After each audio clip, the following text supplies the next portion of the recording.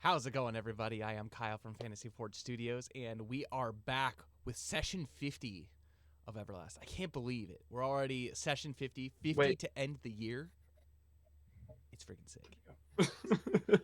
But yes, we are joined by two of our players today. Unfortunately, as you know, until the end of the year, Cole's unable to join us, and then Connor had some family stuff that came up, so he will be not here today. So we are joined by both Zill and Yuki for today's adventure, and hopefully a lot is going to be revealed, and most importantly, hopefully they don't die. We all know see it how. but... Are we still muted? Can you hear No, us? I think okay. We can hear, yeah. Yeah, we all know how Zill and Yuki sessions go, so this is gonna be fun. Oh boy! Gonna start doing the shakedown. By the way, I turned us down a little bit. Can you hear us okay still? Yeah, we can hear you. We can hear you. You're good. I'm asking more for people in the chat if you can hear us okay. I was clacking away on my keyboard, and anyways, continue. Yes. And so, yeah, Everlast, this is a tabletop RPG that we have created here at Fantasy Forge Studios. And yeah, this is kind of the first and only place right now that you can see it before its official release on Kickstarter. Just a couple of things before we do begin. Fantasy Forge Studios and Kyle LaFonte own all copyrights in the text, images, videos, audio, graphics, story, gameplay mechanics, and all the intellectual properties involved in the creation of Everlast. Do not use it for your own profit or gain, but feel free to use it for your own homebrews. And yes, as I mentioned, I am Kyle. I am the creator of this game. I am the Fate Weaver. I am both playing with and against these players as they make their imprint, make their mark on the world of Everlast. And as I mentioned, we are joined by two of our players, starting with Max with the Zill. Hello, I am Max. I play Zill, the party tank. So I take a lot of damage, which always gets the party mad at me. Because I have so much HP. That's your job. And then I start getting stressed when I drop below like 50, because that's less than a third of my HP, so I get really freaked out. Did that that's happen like last more battle? than yes, I got down to like 36. Oh. Which again is like super low for Zill. Like 30, I have 148 HP. 36 is so low. It's But then scary. everyone's like, wah, because they've got like 70. Yeah, So they're like, we're always that low. that's good. But I get stressed. I also have Waffle, which, okay, let's see. I always forget my nicknames. I am a collector of nicknames, apparently. This kind of grew. This was never an intention, but I love it. He is the orphan of Helix, because he's an orphan from Helix. He is Waffle House, because his pet mouse is named Waffle. He's literally the house. He He is lives on your body. a future Refinium prospector. He is a blacksmith extraordinaire, and he is the teapot of madness, which is more fitting now because I just finished a cup of tea. So Do you need Ooh, some more? that's a nice cup. I will in a minute, but I'll get there. Ooh. Yeah, Courtesy it's of Japan. courtesy of Dane. So, yeah, Zill is defensive both in playstyle and in temperament of anyone who's willing to call him family. So he's become very attached and very defensive of Eclaas. He grew up a hood rat. He's like, I always forget Zill is 20 and really small. That's easy to forget. So he is quite naive to the world because he grew up on the streets. He doesn't know much. So it comes out a lot. There we go. I could go on I like forever. he's naive to the I world, love but this. he's seen so much crap. He's literally I ripped know. he's defeated a death marshal like in one-on-one combat. He literally ripped the wing off of a archdemon. Yeah, but before he turned into a tank, he was always beefy. But That this was started before as he a became a D&D man. campaign. This started as a D&D campaign, slightly homebrewed. And he's based on a fighter, if you know anything about D&D. And fighters, while basic, have like the highest damage output in one turn. Yeah. So it's like I had 2 attacks, I crit, so I got a 3rd attack, and then I action surged. And I think I crit 3 of 5 attacks. Because I had advantage on all of them. Yeah, And end of it campaign monster got flash killed in one turn. And then all of that attack prowess went to Yuki from being a bard who literally did nothing during the D&D campaign, DPS wise. Now she's the fighter. Which is how it's intended to be. So. Yeah. No, but it's great. I'm so happy for Zill to be able to join us today. I'm very excited to see the antics that both Zill and Yuki get up to. This is gonna be ridiculous. What did we do? Last time we went to see a dragon together. We cleared out a mine of fire demons together. Smoldred. Yeah. Who Shook Zill down, you shook down fanboys Rolo over. Beaumont together. Zill fanboys over a dragon who is sketchy at best. Yeah, it's good. It's good. Nice. Yeah, Oh it my happens. goodness. I'm telling you. But anyways, that is Zill. Is there anything else you'd like to add? I could go on forever, but I'll move on. The next character is Luxalia. So as mentioned, Cole, this will be the last session, hopefully, that Cole will be missing. Hopefully returning in the new year, as this is our last session of Everlast before the new year. But Luxalia is essentially the healer of the team. He is a Silverwood Glyvan from the Silverwood on the east end of the continent. And she does... she's very virtuous. She's very... well, she's a shrine maiden of Amaterasu, and so she's very prayerful and doesn't like evil things. And so, yeah, it's interesting Including seeing like sometimes Zill and Balbin. exactly. And so like the fact that like Zill's like just spilling void speech out of his mouth, she's like aghast, and then there's just Belbin doing Belbin things, and she's like aghast, and she's just like trying to just hold everyone together. But yeah, she's an elemental support user, and so she also hits pretty hard with some mana arts, and then also yeah, she's basically there to keep everybody alive. So. And we kind of saw that a little bit in the last battle. As mentioned, Zill got down to like 30 HP, and the person who's controlling Luxalia wasn't controlling Luxalia, so I'm sure that probably wouldn't have happened if... because I didn't do a good job of controlling when that first one that I did. And you could only do so much when you don't know your character. And then I took over for her. So she healed me fine. I don't know what you're talking about. Yeah, He was happy. I know what she's supposed to do, but I do not know how she's supposed to do it. And I tried to read up on it, and It's tough. It's a lot. props to Cole for keeping track of her. It's a tough job, and he Yeah. does it really well. You got like the limited resources and like knowing like when to use it and whatnot, and then yeah, it's tough. It's definitely not as easy as just going in guns a blazing. So, but anyways, that's what that's Luxalia. Our next character, which joined by us today, is Yuki. Hi guys, my name is Dane here at Fantasy Forge Studios, or Forge. You can call me Forged either, or as well. I play the character Mistletoe Yuki. She is a silver dragon in the far north reaches of Flamongolith. She is technically a bard class. However, in Everlast, the nice thing about it is she's not just stuck at being a support character. She's actually technically a blade dancer bard, which is a DPS bard, which is pretty cool. So she dual wields broadswords, and she's also very charismatic as well. I'm excited to be back. Bummed I missed last session, and today should be crazy as far as what's going on, like turning Rolo Beaumont in, and I don't know, see how it goes down. Right, that's what we're doing. Yeah, we're turning. I kind of forgot. Yeah, so we'll see how it is. Hopefully, the Harrowgates see some pity on him, that he's a reformed man. We'll have to do some convincing and get some good rolls for that. I should just go home now. It's all good. It happens. At least Belbin's not here to also make bad rolls. But yeah, no, I mean, so she's awesome. She's really cool. I would say she's kind of the nurturer of the group. She's not as pious as Luxalia, however.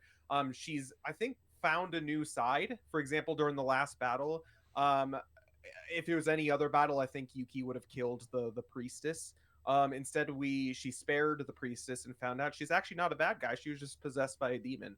Freaking Jack doing an exorcism. Yeah, Jack freaking sick. By the way, guys, it's not up on YouTube. I apologize, but it'll be up on YouTube shortly. Last session for Everlast, and you should go check that out because it was a super intense session. Actually, you know what? That session is up. That was 2 sessions ago, technically.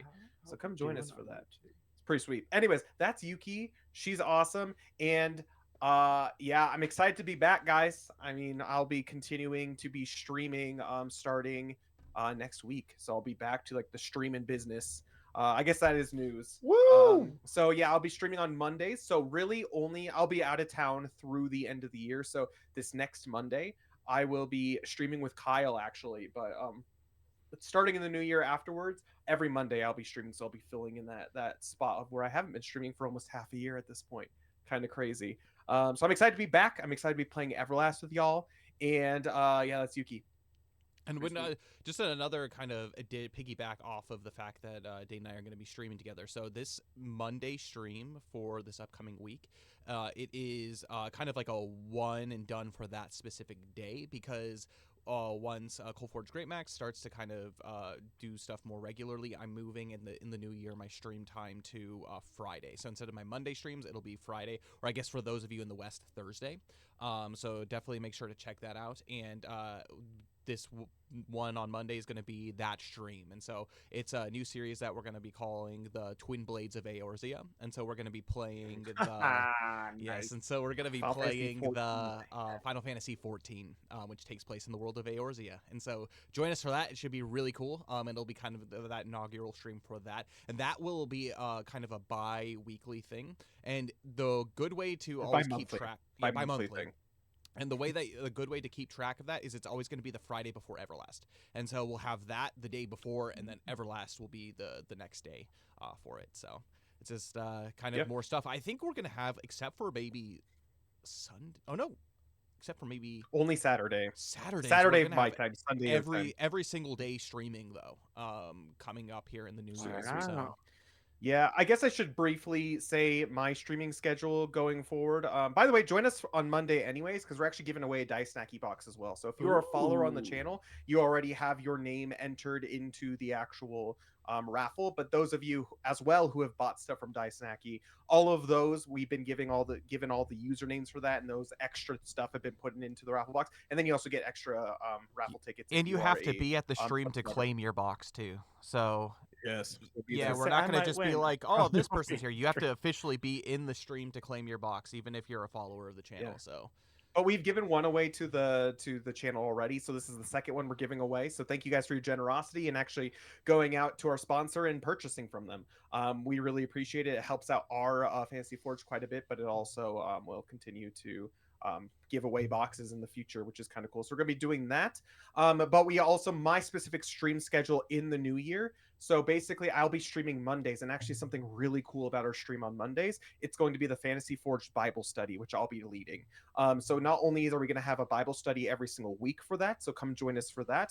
We're going to have a separate Discord where we'll put the readings in beforehand. We can have discussion in beforehand, also on the stream. But we'll also be uploading segments of it to YouTube in small form content, so you can go back and re-listen, re-watch. Again, we are a Christian studio first. And so we want to be able to provide that for y'all as well. So that will be the Monday stream. However, on the Fridays, we don't have Everlast. So again, every Friday we will be having a stream. I'll be streaming a game of sorts. So whether or not it's like a Zelda game or whether or not it's like a Souls-born game, I will be streaming on that Friday that we do not have Everlast. So that'll be cool. So again, we're going to have something every single week on every single day. So that'll be cool. Yeah, it's gonna be sweet. Like, a lot of content coming in the new year. But let's quickly finish off our our characters that we are here. So Belvin, he is a Glyvin from the Roku Horn, and he is the grouch of the group. He's the old man who punches things, rips things asunder. He's known for ripping spines out of people. He's known for tearing the dorsal fins off of undead sharks. And yeah, he's. Do we have a bear head? There's a bear head back in your keep where Jensen's protecting it, and yeah, it's a good time. It's a real good time. But you guys are basically Belbin. He causes a lot of issues. He most recently has claimed the Gladys for himself. And so he's got voices whispering in his ear now. If he wasn't already Just what being we so deep in needed. vice. So yeah, that's Belvin. He's cool. But yeah, he's usually played by Connor. Thordain doesn't seem to care. Thordain's fine with it. Thordain's like, oh yes, I have most of my stuff back. This is a brief respite. And last but not least, Thordain. He is a support character. He is a wood elf from the Woodland Realm in Everlast, and he is kind of a support backline fighter. He is the captain of Lomnia's Breath, their pirate ship, and he's also WrestleMania extraordinary. He's won the past two wrestling challenges on board Lomnia's Breath, and so yeah, he's pretty cool. He's also a man of science, international man of mystery, and yeah, he's just kind of wandering about. He does his thing, you know, that's as Thordain does. But yeah, I think that's pretty much it before the recap. Did I miss anything?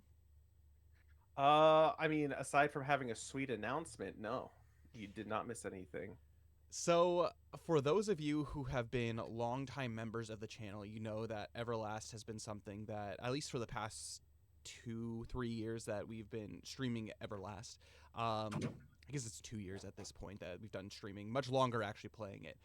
It is a game that is currently in its creation and is something near and dear to my heart and is kind of one of the focal points of this channel, Fantasy Forge Studios. It's been a long time coming, like a really long time coming, for Everlast stuff to be able to officially come out. And so for those of you who have joined us here for this stream, we have a very exciting, kind of groundbreaking, at least for the channel, announcement to be able to make. So if you will just sit back and relax, we have a quick little trailer for you guys to be able to see.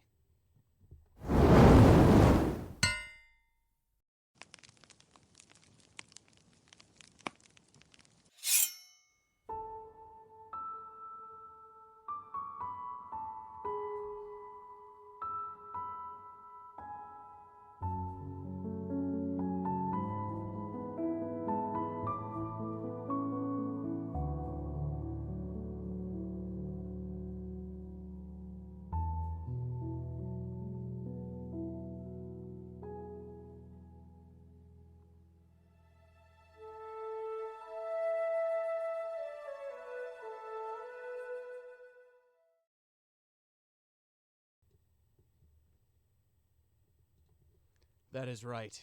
You saw that, right? we are coming out with the Everlast TCG trading card game.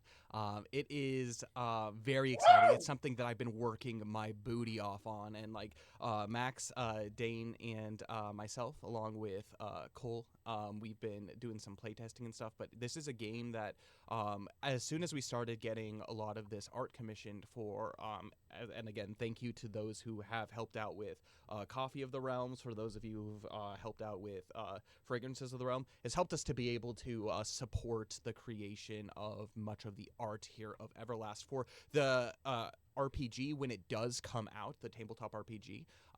That just requires just a little bit more kind of like writing, proofreading, that kind of stuff. But in the meantime, with that, we have created a brand new trading card game. And the first set will focus on the very first set that will basically first adventure that'll come out for the tabletop RPG, which is basically the northern part of the Great Peninsula, in basically the kingdom of Helix, and there's going to be two sets. So one of them is going to be the Heroes of the West, which is going to include Helix and all of its surrounding kind of like areas and alliances, and the evil set will be the Raising of Helix. And without spoiling too much of what's going to be going on in that adventure, it's a orc menace that seeks to overthrow the kingdom of the Men of the West, which is Helix, and so led by the chieftain of Nazargod, who is an orc by the name of Gorgonath. And so that it's involved with all that. And so there's going to be two sets that are going to be coming to Kickstarter in March. A good set, which is Heroes of the West, and then a bad set, which is kind of like an evil set, which is the Raising of Helix. And it's a strategic game that actually fits the play style, like the combat system of the RPG as well. And so, I guess since you guys have play tested it a little bit, what are just really quickly a few brief thoughts on the TCG since you guys have been playing it? First of all, yeah, we've had our hands on for a little with kind of the proofs and the test prints, and just a little preview. Here's the back. That's all I'll show. Yeah. So this is the back design, which looks so good, and then we put it in sleeves, and it makes me cry a little bit. Well, get clear sleeves. But sleeves are worth it, and I mean, there's some my personal favorite characters showing up in the set, some fan favorite characters showing up in the set. So just the art is gorgeous. I have played Pokemon, I have played Magic the Gathering, I have played Yu-Gi-Oh, I have played Lorcana, to various degrees and levels. So I'm not a novice. Not a novice with trading card games. I'm not an expert either. I'm not as into it as some of my friends, but it feels as flushed out as one of those games. Maybe not to the same depth because we haven't been around for 6 decades. Actually, Magic's been 3. I think Magic is the oldest with about 30 years. So, okay, we have one set. The depth isn't there. We'll get there. Give us 30 years. But the rules feel solid. The play flows well. Every card feels unique And usable. Yeah. But it also feels similar enough that if you're familiar with trading card games, you can pick it up really quick, but different enough that it doesn't feel like any of them. Mm-hmm. Maybe there'll be elements here or there, but it doesn't feel like any of them. It plays so uniquely. It's supposed to feel like the tabletop RPG, like the combat system of that. At least as far as like the flow of the game goes. And so it very much feels like Everlast when you're playing it, in my personal opinion. Yeah. I agree. It's been so fun to play. It's been fun to theory craft, which I'm not the best at, so that's been pushing me out of my comfort zone. I've got a deck built around discarding. Nice. Which is, there's only one deck that does it at the moment, but it's so fun. Yeah, we're really enjoying it. One of the big reasons we're actually coming out the TCG. So again, we've been getting all of these card artworks, or not card artworks per se, but like artworks for Everlast coming out. So a lot of the artworks that you'll see in the TCG are actually official artworks in the actual tabletop RPG as well. But one of the wonderful things about this game too is it'll allow you to be become more familiar with the world on a deeper level and become more familiar with the characters and the classes. Because again, it's not Dungeons and Dragons. It's not just like you have your fighter class. It's not you have any of this. You got very unique class system. And the one thing that the card game does a good job of is introducing those class systems and introducing important characters without spoiling any of the story, which is kind of cool. So those of you who do purchase and those of you who do decide you want to play, you'll get to know each of these characters that you'll see in the tabletop RPG and get to know them personally through the cards and grow an attachment to them through making decks through them, which I think is kind of cool. So you can already have favorite characters coming into the actual game of Everlast. But yeah, as Max said, it's very easy to pick up. It does a good job of introducing you to the combat style of the tabletop RPG of Everlast. And we were just thinking, like, we have all this artwork and we have the ability, like, with the skills that we've learned over the last couple years of actually producing this, that we can actually start making a card game. And I guess that's another quick announcement as well. In the new year, Fantasy Forge Studios is actually going to become an LLC, so it's actually going to become an official company in the new year, and it will be our very first official project in the new year. Is the Everlast TCG, which is really, really cool. So we're no longer just a group of streamers. We're actually going to be a company who hopefully makes a change in the world as well. So, and one last comment, and you all know I could talk forever. I have been very excited in showing and teaching friends of mine who both do know card games and don't, and my brother-in-law and a good friend are huge Magic junkies. Like, they have a bunch of money put in, they play regularly, and they see these cards and they're like, they look on the same level. These are people who've been playing it for years, so like it's not just, oh, we're throwing together this thing because we think it's cool. It's like, no, Kyle and Dana put in so much work in the art, the layout.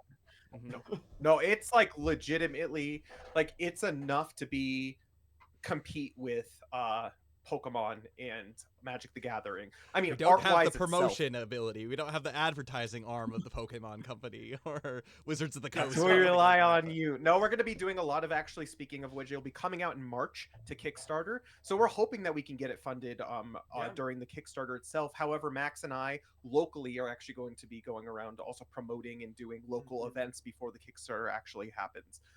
So if you're in Colorado and you are interested in learning how to play, feel free to save our Fantasy Forge website when we actually do get to that, because we will be posting those dates, the calendar dates and everything, and where they are. So you can meet us in person, but you can also learn how to play the card game as well. If you've ever wanted to make a trip to Colorado, there you go. It's a good excuse. This winter, spring is the time to come learn a new card game and meet us hooligans. Yeah, it'll be cool. So we'll be there. We're going to be going to a bunch of different card stores all around Colorado, and who knows, if it's very successful, we may even try to go out of state as well, or I might try to go out of state. I can't ask that of you, Max, but it depends. I'm open. Convince my wife. But I mean, that's the thing, like, we're starting locally is what we have to do, and then we have an amazing community, Fantasy Forge, as well, to be able to promote this game. So we're definitely going to learn in this first process on advertising, but if any of you also have any experience with professional advertising and whatnot, feel free to reach out to us in the Discord. We will definitely take that advice into consideration, because it is definitely not a quality thing. It is more of like us learning how to do proper promotion kind of thing. So we're going to be really working locally, but those of you who are also very invested and want to help out as well, reach out to us, and we'll definitely hopefully get some things set out to you. If you're interested in hosting local events in your state and in the places that you are, again, feel free to reach out to us, and we'll see if we can make that work to travel out there and host some events with you guys. So also in the new year, make sure to regularly check in with our Fantasy Forge website. So our website, we're going to have an entire Everlast TCG section on there. And then once the set is officially released, that's going to be your place to go and purchase further. If you're, like, again, outside of Colorado and there's not, like, card shops selling it, you can always buy online from our web store, which is going to be on the Fantasy Forged website. So make sure to check that out, and any new updates or anything will be posted there. In the upcoming, basically leading up to this Kickstarter, we'll be posting videos on how to play, kind of quick little tutorials on how to play. maybe potentially some print and play stuff, so you can kind of print off some kind of pre-made decks and learn how to play, see if it's something that's kind of to your liking, and then just the continued prayers are very much appreciated for this, as this is kind of step one. We are still working on the tabletop RPG. We are not dropping that at all. That is still going full-fledged, No. 100%.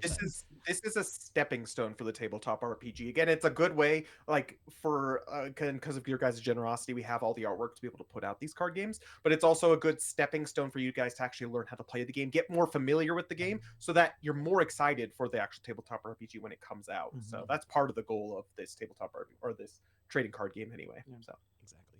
And Anyways, Dane 30 and I minutes might be later. crazy enough to stream a match or two. yeah, I mean Yeah. that's actually one thing we're going Thought to be about it. doing in the new year too. We're actually going to be like, last thing, Kyle, and then we'll actually get Sorry. into No, it. no, No, no it's worries. all good. We'll also do a small announcement at the very end of streaming. Definitely not into as much depth as we have done right now, but at the end of the stream we'll also do a quick small announcement for those who may have joined later.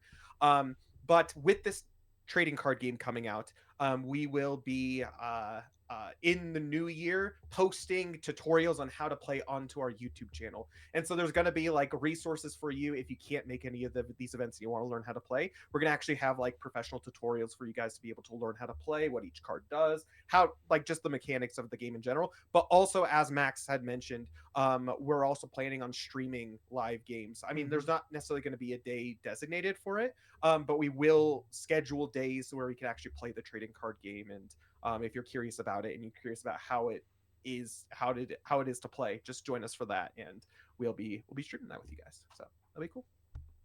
I love it. Guys, I'm so excited. It feels so good to finally get this off of So my chest.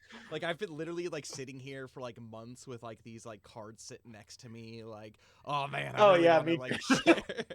Like right before the the stream, cards we were have been going on through, the like, Everlast set for so long, and we have had to not tell you guys. it's so rough. It's so rough. But I'm very excited for it going forward, and we shall see how it goes. But there's lots of exciting stuff to look forward to. So this is, like Dane had mentioned, this is step one in that process of making the stream of Everlast a reality. But let's go ahead and do a quick recap on everything that has happened, at least within the past few months of gameplay. So Eclaas, they are a group of adventurers that are making their way through Everlast, fighting off demons and saving the world from the grips of Malvish.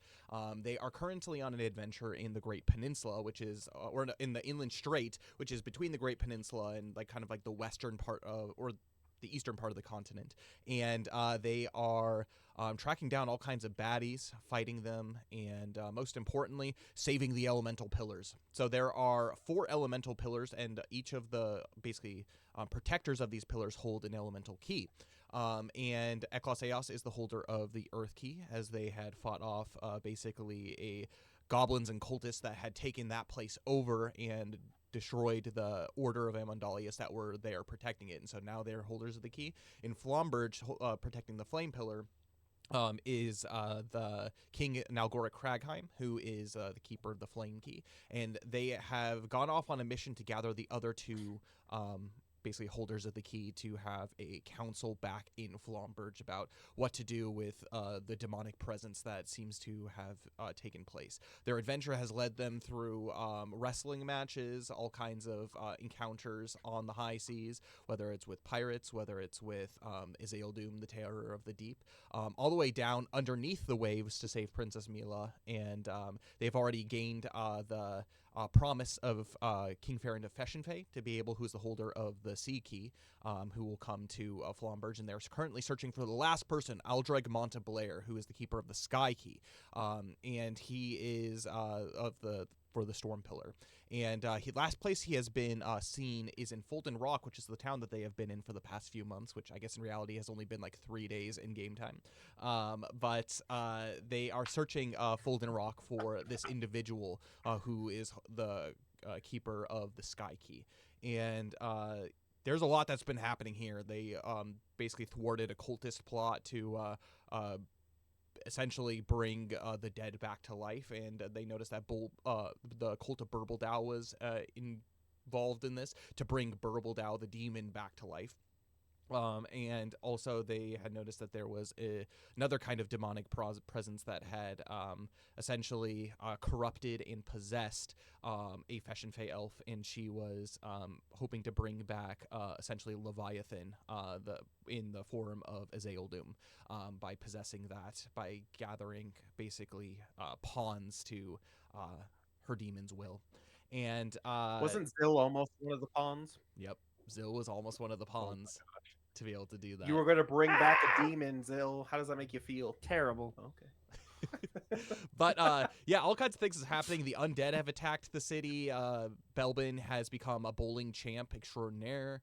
And yeah, they're seeing the sights, and they also uncovered Rollo Beaumont and his illegal black market trade system, and they are currently in the process of going to turn him into the Harrowgates. He has been a long enemy of essentially the crew of the Flortensia, who back in the day Edmund Harrowgate was part of with Aldreg Monteblair. They were both people that served upon the Flortensia back then. Isn't But- that Gunter? Yeah, Gunter now is the owner of that ship. He is the new captain of it. And so with that, the group of individuals, they had met early in the morning. Early in the morning? Yeah, I think so. I think it was early in the morning. I have lost No, it track was in of the time evening. of day. Oh yeah, in the in the evening, evening. That's right? right. You guys had rested the up evening. during the day, and you departed in the evening to make your way, as the city has been cleaning up from the attack of the undead, to Soot and Ash, to where Rollo Beaumont has pledged that he would meet you there, so he would get you in. Seeing all of the crap that went down earlier with the stuff in his hideout, he has going to turn himself in, and by doing so, grant you, as his captors, access to go speak with Lord Edmund Harrowgate. And with that, I'm going to turn it over to you as a group. Again, we are only joined by 2 of our players tonight, and so heavy role play on their part, but the rest of the Let's group right go. now is with them. 2 things before we jump in. When we went to the temple service, you said we needed to complete a penance, Yes, and you never got us said penances. that's true. A That's penance true. is defeating a demon bird. Thing 2, I opened up Belbin's character sheet just in case I need a roll for him, and above game, he is loaded. The heck, He Belbin? has so much money. Oh my goodness. All right. Well, we're going to have to talk to him about that. Like 200 EP. Which Zill and Yuki have no idea about. So like Yeah. Wait, Connor, you're wait. free to keep not, this hidden. Not EC, EP? Yes. Oh my god. I don't know if this is a clerical error or if Connor's been holding out on us. But now he's got he's got a which sword of legend with him too.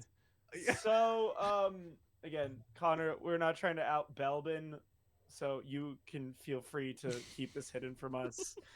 But oh my goodness. It's got a small fortune.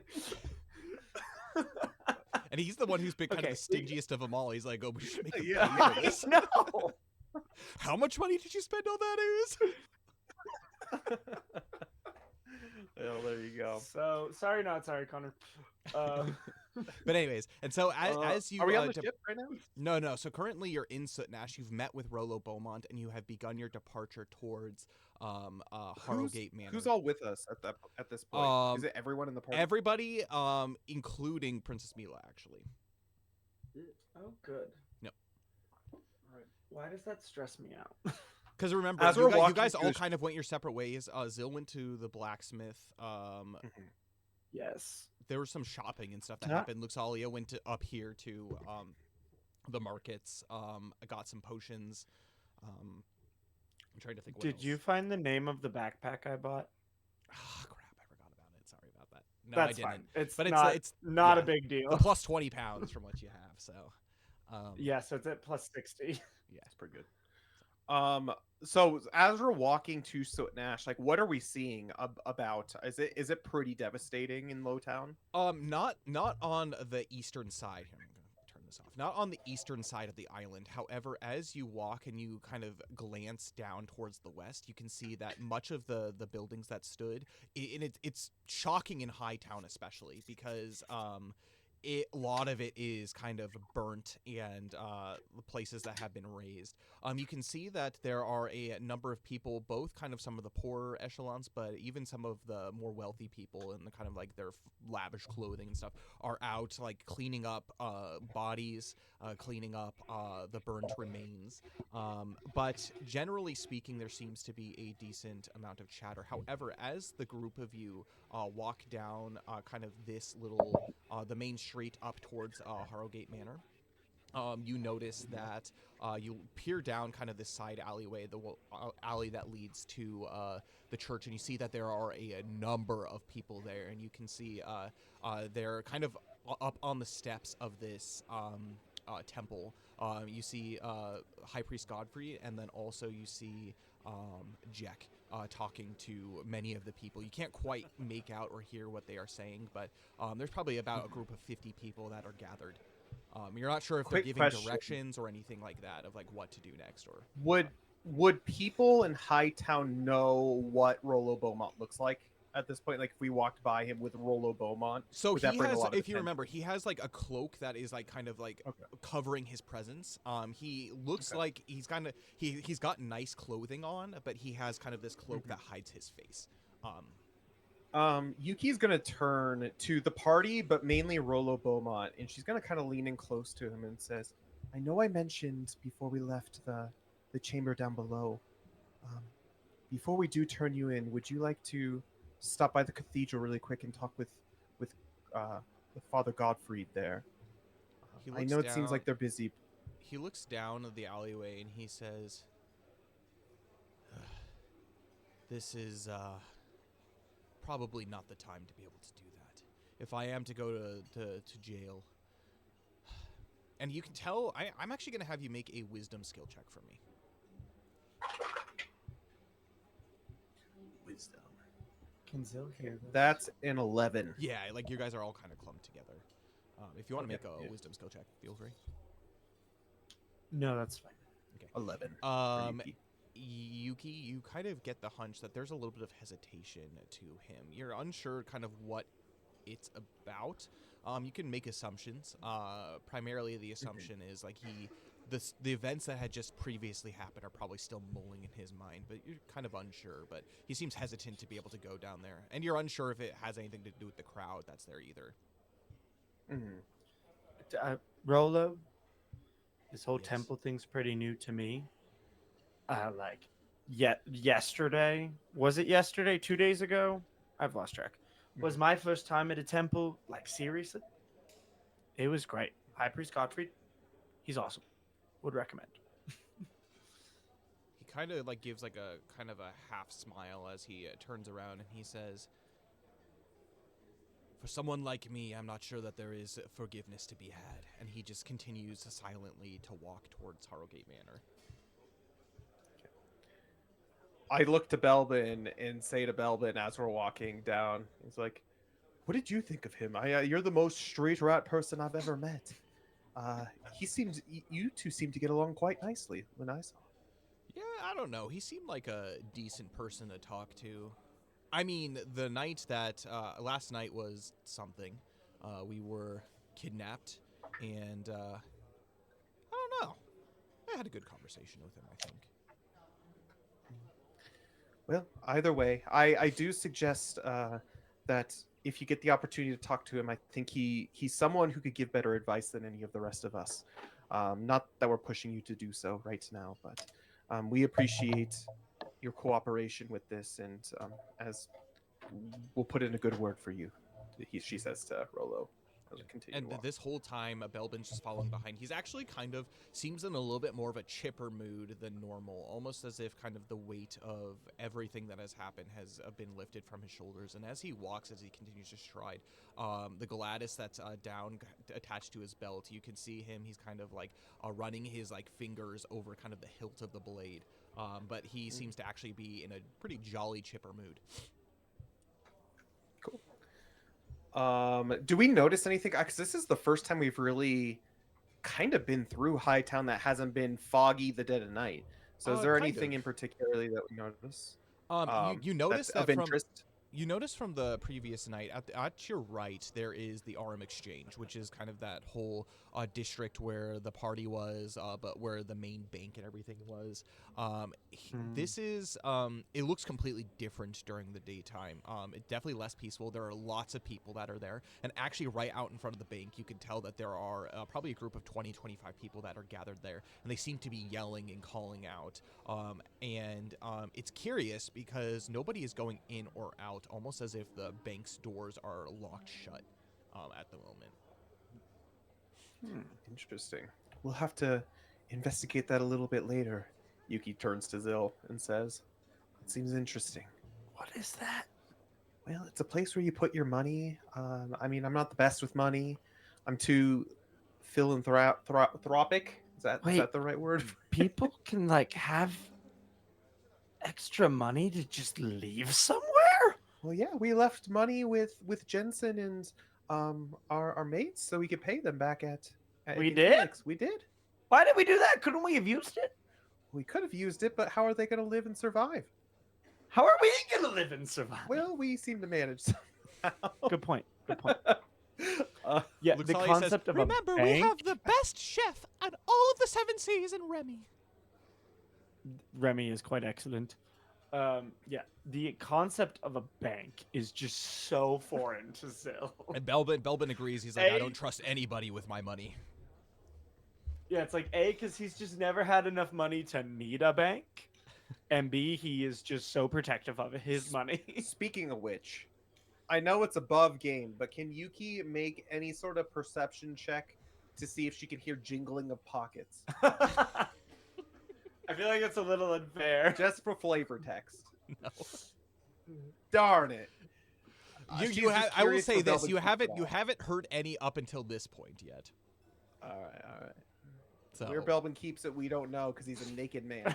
he mixes it with packing peanuts in his bag, so it doesn't jingle. Nice. All right. Anyways, What? on we go. But anyways, and as you continue to wander, you pass the main street where basically it goes down all the way towards the western docks. But you can see that the park itself has remained relatively untouched, as if most of the damage seems to have been to the building specifically, as if the undead that were there were just like burning everything to the ground as far as buildings that they saw. But you continue forward all the way up to basically you begin to start climbing and rising up in front of you, and it's a pretty nice evening day. Like the sky's kind of flecked with kind of orange. It's like just the sun's just beginning to set. But you begin climbing up this hill, and you see at the very top a large gatehouse at the very end of this long park, almost as if this park has been preserved, very well groomed and manicured. Some walking paths that are through it. Many palm trees have taken root and begun to grow. Plenty of space. This would be a perfect place for a picnic. But as you begin to approach the gatehouse, you can see the entire town below. And actually, you haven't seen Fulden Rock from this vantage point, but it's definitely from the docks. It's built up gradually up until this highest point, which is the Harrowgate Manor. And so as if being like in the this, top tower, like kind of like this a little bit. It's But Edoros. It's the island version of Edoros. It's gradual enough where you don't notice it, though, like when you're just like walking. It really starts to get steeper once you kind of enter this park and are raised up onto the kind of like this high cliff. And you see it, like I said, kind of this small gatehouse that has basically a portcullis closed, and a large manor that has been established behind within the walls of this walls of this portcullis. You approach, and as you do so, you hear, "Who goes there?" Yuki calls up in the most charming way that she can, and says, "Oh, hello. We are adventurers from across the land of Everlast. Our name is Eeas, and we wish to speak with Edmund Harrowgate. We have news for him, and we have somewhat of interest that he may want to talk to." Oh, is that true? And you hear like footsteps begin to basically the circle staircase that's in the tower, and on basically the close side of the tower, there's a door, and he opens it, and there's a guard that comes out. He has a halberd with him, and he seems much more ornately decorated than any of the other guards that you have seen, even the ones that are strolling throughout Hightown, almost as if this is some kind of captain. And he glances up to you and he says, "And who is this?" And he takes to the end of his halberd and he lifts the hood of Rollo Beaumont, and Rollo Beaumont, he has this like deep grin, kind of almost terrifying type grin, as he just like looks at his face and he says, "You finally caught me." And the guard, he says, "Oh, 1 second." He calls back up to the tower, and there's another person that's there, and he says, "Go alert the master. Raise the portcullis. You may enter." And how nice is his halberd? Yeah. it's pretty nice. You can tell that it Like- hasn't seen combat. How well crafted is it? Of course, Zilving. Yes, Make- of course he's gonna. Make a knowledge skill check for me. Oh gosh. It's probably Hey! just a replica. Dirty 16. Good start. It's the only good roll I'm gonna have all night. As you pass by, you like look at the craftsmanship of this, and there's a very very sturdy oak pole that it's attached to. But at the top, you examine the metals, and you can see that this is quite fine honed steel. It's a nice halberd. Definitely much nicer than any of the iron gear that the rest of the people have. I just kind of on the way by, it's like, nice halberd. Looks nice. Belbin leans over to you. He's like, I can steal it for you if you want." I could make a better one. Oh my. And then It is as you nice, begin to but pass, I could make a better one. as you begin to pass, Belbin calls out, "As you were," like in a very like pompous voice, and you pass beneath the portcullis into this very beautiful garden. There's like basically there's like these winding paths that go through it, all kinds of flower beds, not many trees, but all kinds of flower beds, and at the center of it there's this large ornate fountain. And as you are drawn closer to it, you can tell that the fountain itself is made out of marble, and it has basically a very familiar ship at the center of it, with this being the Flortensia. Basically like a replica of the Flortensia. And yeah, almost like it's like in the high seas. It's beautiful. Zill just leans over to Yuki. Don't we know that ship? Yeah, I think that's the ship that Gunter owns. I wonder why it's in the middle. I like Gunter. Hope he's Zill, doing make well. a wisdom skill check for me. Hey, I'm better at that. Sort of. Hey, 17. This is what I'm talking about right here. What As is you- happening? As you approach it, your eyes are drawn towards the base, and you can see a placard that has been placed, and it is made of bronze. And you can tell that this has been polished regularly. It has not received any greening, oxidation, or anything like that. You can tell that this is almost as if it had been put on this morning. Wow. Okay. As in, like, it actually has been put on this morning, or it's just well taken care of and manicured? Very well taken care of. Okay. This is a humid area, and so it would. Yeah, quickly that would begin to oxidize so quick. Yep. Cool. What do you? And then actually, Yuki turns to Rollo and asks, "Are you familiar with the ship? Our good friend Gunter actually runs the ship. Why would this be in the middle of his courtyard?" She asks Rollo. He kind of like scoffs a little bit, and he says, the ship of my nightmares." And he doesn't look at you as you continue to slowly walk. He says, "Edmund Harrowgate, he was the bosun on the Flortensia back in the day. Now the Flortensia is in the hands of Gunter from the capital in Port Grandium, but I've seen a fair few of my men fall beneath the ballistas of the Flortensia. I prefer not to look upon it. And he continues to walk around. As you look kind of within the gardens, you see that closer to the house, there's basically like these kind of like winding staircase that leads up onto kind of like a platform where you can officially go into the house. Up on that platform, you see that there are 2 children, and they seem to be running around and playing. One of them is a boy and one of them's a girl, and they seem to be kind of running around and playing, as it were. And as you continue to move forward, one of the guards that is helping to escort you through this garden says, "Young masters, inside, please." And the 2 kids stop and they look down at you, and for a moment, the boy, he peers at you, and he turns around and he says, "Oh, come on, let's go." And the girl, she kind of stays around for about a moment, and she gives you a small wave as she runs back inside to follow the young boy into the house. Yeah, Yuki smiles very kindly and waves. I'm assuming Luxalia does a similar gesture. May of such. Allah guide you. So does Zil. What Belbin say, leans Zil? over. Belbin Zil leans also over. He's does. like, "I wonder if they have good helm splitter technique." Ooh, yeah. Like Probably freaking not yet. Nice. They need to be at least a couple inches taller before I teach them that kind of thing. There you go. Yeah, they are pretty young. Quick. They look to be like the girl seems to be a little bit younger, but they're definitely younger. Can Yuki make any sort of check to see Rolo Beaumont's demeanor moving in and seeing if she can like discern whether or not he's just putting on an act or if he really is truly super nervous for what's going on? Can she make something? Focus skill check for me. 17. He seems to be almost as if like he has like accepted his fate.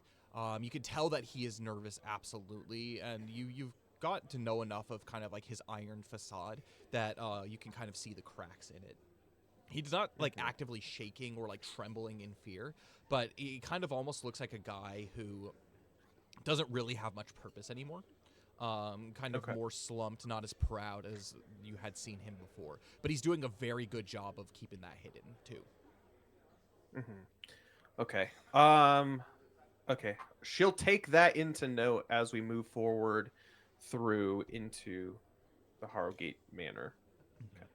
You walk up the stairs, and you're basically brought onto kind of like this terrace. And from this terrace, you can actually see down into the city. And it appears just above the gates.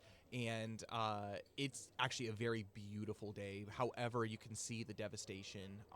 No longer is there any smoke that's billowing, but you can see the devastation that had taken place on the western part of the island. And many, many people are still gathered there. You can see that even further down there is basically like caravans, wagons of people bringing lumber, kind of iron fixings and stuff coming from the ships into the city. You're unsure if they're purchased goods or if the people who are at port are just being nice and granting them. It's hard to know, but it looks like all of this supply seems to be making its way towards the western edge of the city. But as you continue to walk through, you see these giant oak doors that probably rise about 10 feet, and they like 5 feet on either side, but 10 feet tall. And you hear kind of like a heavy knock on the door from the guard that is leading you in there, and says, "We have guests for the master." And immediately the doors begin to open as 2 servants open the doors, and you can see basically the very end of the heads of like the 2 kids as they are running up this central staircase. That's like a grand staircase. It starts in the middle and then splits at the top. And basically like this large overhang, but it's this giant grand kind of foyer. The floors again made out of complete marble. There's red carpets that lead basically to the stairs, and then they split off at basically the center table, and they go to rooms on left or right. And then you can see that there's small what looks to be servant doors on the right and left of the main staircase. And the guard says, "Please follow me," as he takes you to the right into a small room, and there is basically like a small sitting room where he asks the rest of you to sit, and he basically takes his hand and he puts it on Rolo Boma. He says, "It's too late for you to run. Give me your hands." And Rolo Beaumont kind of just like sneers at him and looks, and he holds out his hands, and the guard immediately puts shackles on him. And he says, Yuki turns to the guard as this is kind of going on and says, "I don't think he's going anywhere. He came willingly. Um, so you don't have to be so rough with him." the guard laughs. He says, "Willingly. The master's been after him for more than 5 years." Well, I mean, he's here and he's not putting up a fight, is he? So just be gentle with him. I mean, he is a person after all. Rolo does say, "Yes, gentle, please." As he goes and he sits on the, he willingly grabs or is shackled, and he sits basically kind of like on the arm of one of the chairs, and he says, "No, not there, you filth!" And he basically shoves him off, and he says, "You're staying standing where I can see you." So Rolo just sits, basically stands there, kind of in the corner. There's not really any places for him to go. But this is a very nice sitting room. There's like a giant fireplace that's on one end with like kind of these scenic windows with the evening light that's creeping through, and you can see that there's kind of like this like long bar cart with all kinds of drinks, alcohol, that kind of stuff, and probably a minute or two passes, and a lady does walk in. She seems to be dressed in very fine, like ornate clothing, and she says, "We weren't expecting visitors today, but would you like anything to drink?" I too forget how old Zill is. What's the drinking age in Folded Rock? You don't really There know. is none. There is. It's difficult to know. Great. If we don't really know, Zill's not gonna care. Yes, please. Yuki will pipe up and says, "Ah, yes, a cup of coffee for me. It's been a long night." Oh, coffee. And then she goes around and she gets everybody's orders. And Zill, she actually offers you a kind of like a vintage glass of wine, all the way down from Skyspire Island.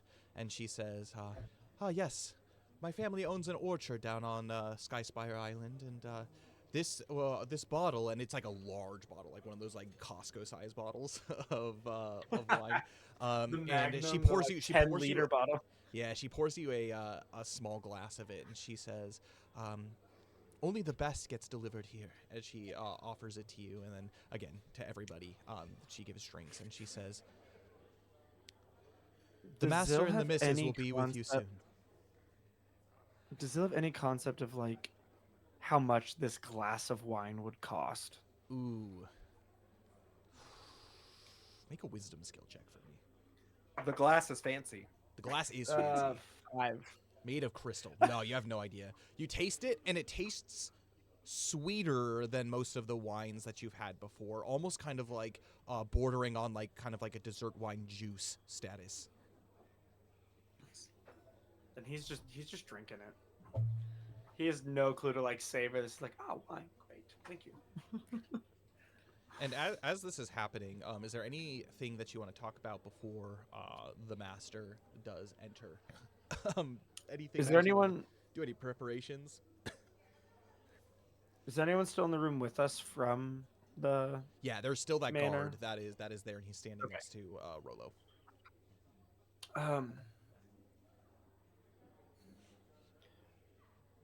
What do we have to? We've made a lot of promises since we've got here. We got to make sure we don't forget them. I know I made a promise to what's the kid's name? I wrote it down. Akalik. And just the other outcasts of his stature. We made a promise to Beaumont here to speak up on his behalf. Yeah. I think the strategic plan at hand is, I think we first and foremost make the case for Rolo here. Um, Obviously, get on his good side. I think it's important that we mention that we are friends of Gunter, and that Okay. we do have friends in high places. But I also think it's fair, speaking of promises, that we vouch for Rolo as well, in that I know he's done bad things in his life, but um, by the grace of Alomnia, everyone can be redeemed at some point. And as she's saying this, she like looks over to Rolo and says, would you like some coffee?" She hasn't touched her coffee at all, and like kind of offers it to him if you would like some. He takes a moment, he kind of stares almost longingly at it, and he shakes his head and he says, "No. No."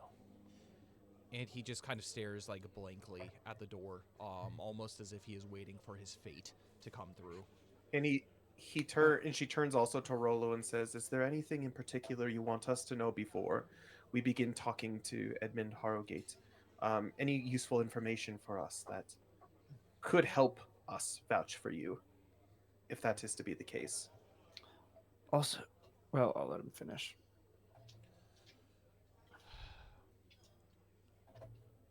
All that I promised is that I would allow you to have an audience with him. In regards to me, my fate has already been sealed. I don't know what you could say or do that will keep me from Stonewall Prison. But, And Yuki smiles. Yeah, but, go ahead. I've lived a long life. I've done many, many bad things, and it's time for justice to be paid. You've saved this world, from what I can tell. I'm grateful to you for that. Being alive Yuki behind smiles bars is better than being dead, perhaps, especially with all that's been on my soul. Yuki smiles at him and says, I appreciate the honesty. Um, Maybe when it comes to it, if you get the opportunity to talk, maybe you should say this exact same thing. If I've known anything about the Harrowgates itself, from what I've heard, it seems like they are honorable people, and I think they can respect your honesty here." And she actually looks back to the group and says, "I think the very first thing we should do is recount the story of how we came to meet Rolo and everyone. If you would leave that to me, I think I could do that. Yeah. And then we can proceed." Do you know anything, Rolo, about their relationship to the temple, or any type of faith? They tithe I could- regularly. They're some of the main patrons of the temple. As far as seeing them in service and worship, I do not know. Do you have any There are many inclination people. of- There are many people who want Edmund Harrowgate's head. You must understand this. He is the leader of the largest trade organization in all of the inland sea. He connects the main source of commerce between the west and the east part of this continent. He lives in wealth. There are many people who want that wealth. There are many people who are jealous of that wealth. He's protective of it. And there are many people who seek his head, including mine at one point. And he just stops talking and he just stares back at the door. Well, I think there's a lot to talk about. At the very least, Yuki speaking to the rest of the party, I think we should be honest where we're coming from. I don't think we should hold any information. I think we should be completely honest. But I think the very first thing we should do is talk about what brought us here. Not necessarily our mission itself, um, but appeal to the people that we know, the ongoings in the actual city of Folden Rock, including the events of last night. But then I also think when all is said and done, we need to talk about what Zill wanted to talk about, the promises that he kept. We need to talk about uh, uh, Edmund Monteblair. Or wait, not Edmund Monteblair, what's his name? Aldrich. Ulrich. Aldrich Monteblair. We do need to bring these things up, but I think first and foremost, it's important to make a good first impression. Trust me, I think we're gonna make a wonderful first impression, if I say so. And she kind of glances at Belbin. She's like, as long as he behaves. He's rich. Don't ask him for money. And Belbin just kind of smirks and says, I don't know. We need to be paid something. He was worth something at the Adventurers Guild, wasn't he? And she says, we are not doing this for reward. We're doing it for information, Belbin. And Yuki just kind of laughs. I mean, a little bit of payment would be nice. Thordane says, we Okay, do have people we need to pay back on board, of course. Well, and Yuki pipes up and he's just like, maybe the men shouldn't talk after all. Fair. Pish posh, I am the captain of Alomnia's Breath. If anyone is to lay Oh. credit for this capture, it is myself, as he says, I only jest. Yuki's much better at talking than I am anyways. I will appreciate observe. Thordane. Okay. Sounds good. Well, I think we have a plan at hand. Are we ready? Any last minute? Can I get another glass, please? He's finished. The guard Yeah, looks nice. at it and says, fine. As he walks over, and keeping his eyes still, he puts his halberd up against the wall as he's still looking, and he takes a little bit of wine and he pours it, and then he goes over and gives it to you. And he says, I want you to understand how expensive this is. As he... Wait, this is expensive. Spit take. A glass like this costs about 1 EP.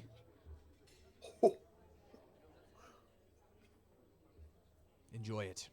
And during this, Brolo Zill will just not looks focus on- appalled. Yeah, Yeah. Princess Mila too, as she's basically watching everything go down. She says, "What would you like me to do?" Well, first and foremost, you are an emissary of King Farrand himself. I'm sure there will be an opportunity for you to vouch for us in our explanation of our actual mission here at Fulton Rock. By Good. that, do we mean the keys? The keys. Okay. Good. I can and absolutely so- help assist in that way. And part of the reason you are here, right, is again that World experience, to get that right? experience. Exactly, world experience, and this is it seems where you have the decorum that the rest of us don't have. What are you talking including about? myself, including myself, Zill. I think when all is said and done, having the daughter of King Farrand himself here is gonna prove very valuable indeed. So you are not forgotten, Princess Mila. This is what we brought you here for. I'm gonna have the two of you make a focus skill check for me. Oh no. We got this. 12. 8. Nice. Yuki, as Workable. you're having this conversation with, you hear as you begin to say the name, like the daughter of King Farrand, you look at Rolo, and he takes his eyes off the door and he like looks down at Princess Mila like in shock. His eyes like widen as he just like he begins to mouth like, and he just shakes his head and he looks back up at the door. Yeah. He had no That's idea right. We who got this sweet was. company. I cannot imagine what people like the Harrowgate or these guards are thinking when they see us, because we are just like the weirdest Yeah. amalgamation of people. That's why Yuki mentioned we are a group not of decorum, but that's why we have the princess of decorum with us. Oh, God. As you continue to wait, the door eventually does open, and two guards come in, leading what looks to be a lady first, and then a man. This man, he seems to be probably later 50s. He's still got like dark black hair, but he has gray streaks in it. He has this very finely kept beard with a mustache, and there's like a large gray streak on the right side, almost as if like it's just like this one spot is gray. And he looks to you. You can tell that the smell of them as they come in, as if they have like the finest perfumes in like the land. You can see that literally like their outfits have silk embroidery along with like basically gold laced like yarn that's there. And he seems to be wearing kind of like this like purple kind of like tunic, brown pants, and he has this large kind of like gray cloak that falls back behind him, and it like he looks like a king with the exception he doesn't have a crown on top, and it's kind of got like this like fur that lines the edges of it. And he says, he doesn't even pay any attention to any of you that are sitting there. His eyes go directly to Rolo, and he says, well, well, well. It's been many a year since I've been hunting for you. And finally, you're in my grasp. And he immediately turns back to the group of you and he says, you have my thanks. This man is dangerous. He's done many a terrible thing, caused many of a crime. He will seek justice for this. And Yuki kind of like she's following basically. She's looking at Princess Mila like constantly, like looking at how to actually proceed in such a situation. She basically follows the mannerisms of Princess Mila, knowing Princess that Mila she stands up like immediately upon their entry. yeah she's following along, so she'll have done this, and so she's facing him and says, um, I mean, it's not. We are Eclaas. We are adventurers here in the world of Everlast. We've, of course, the Adventurers Guild here at Folden Rock, but we are also good friends of Gunter, the head of the Flortentia. Speaking of which, seeing that out in the courtyard, we had no idea that you were in any way affiliated with it. He's been one of our comrades for the longest time. And at about this time, Zil catches up and stands up. Nice. He looks to you and he kind of looks inquisitively and he kind of smiles. He doesn't say anything, as if he's like taking in like one by one like all of you, as if trying to like see through you almost. And the lady, she chimes in and she says, "Pardon my husband's rudeness. My name is Lady Alara Harrowgate, and this is my husband, Lord Edmund Harrowgate. We are the Lord and Lady of this land. While we are not royal by blood, we are," and she smiles, "well, we are caretakers of this place. It is a pleasure to make your acquaintance, and thank you for what you've done for us." And Lord Harrowgate, he says, "Yes, of course," and he gives you kind of like a nod, and he steps through the threshold all the way, and the door closes behind him, and he says, "Please, have a seat. We have much to discuss." And Yuki says, "Why, of course. Thank you for your generosity, and thank you for all you have done here. It seems like this is a wonderful island, and we are very appreciative to have your audience." And kind of gives a curtsy to the lady and Lord Harrowgate and sits down. Follows It Lady was Mila's lovely until the events of last night. If you're unaware, much of our city has burnt down, and I've been quite busy dealing with this, so if we could hurry this along, I have much to get back to. We're a little too aware Yes. of that situation. And that's partly what we want to talk to you about.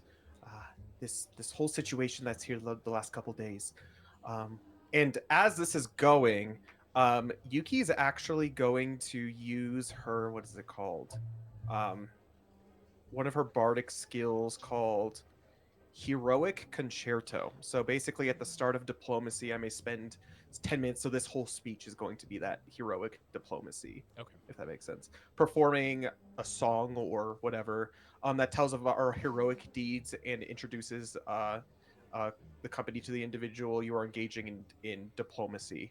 You may reduce the introduction charisma survival check by a value equal to my influence score, which is a 3. Um, on a success of my introduction charisma check, I may re-roll a single check made for the remainder of the diplomacy, taking the second roll as the new result. Mhm. So she's going to utilize that. Do you want me to roll that now, or do you want me to roll it afterwards? Your initial diplomacy check is going to be made now, and as that's happening, Lady Alara, she looks back towards kind of the servant stores at the back of the room, and she says, "Pardon me." As she exits, she comes back a couple minutes later with a young lad. He seems to be probably 15 or 16 years old, and she sits him down at what looks to be a harpsichord, and she whispers to him, "Please add some nice ambiance to this conversation." And the boy just begins to start playing the harpsichord as this conversation is Such a cool happening. instrument. It is such a cool instrument. Nice. Oh man. All right. So that would be a what is this? A charisma check? Mhm. Charisma survival check. It was a 12 on the dice, so 12 plus 8, so Ooh. 20. 20.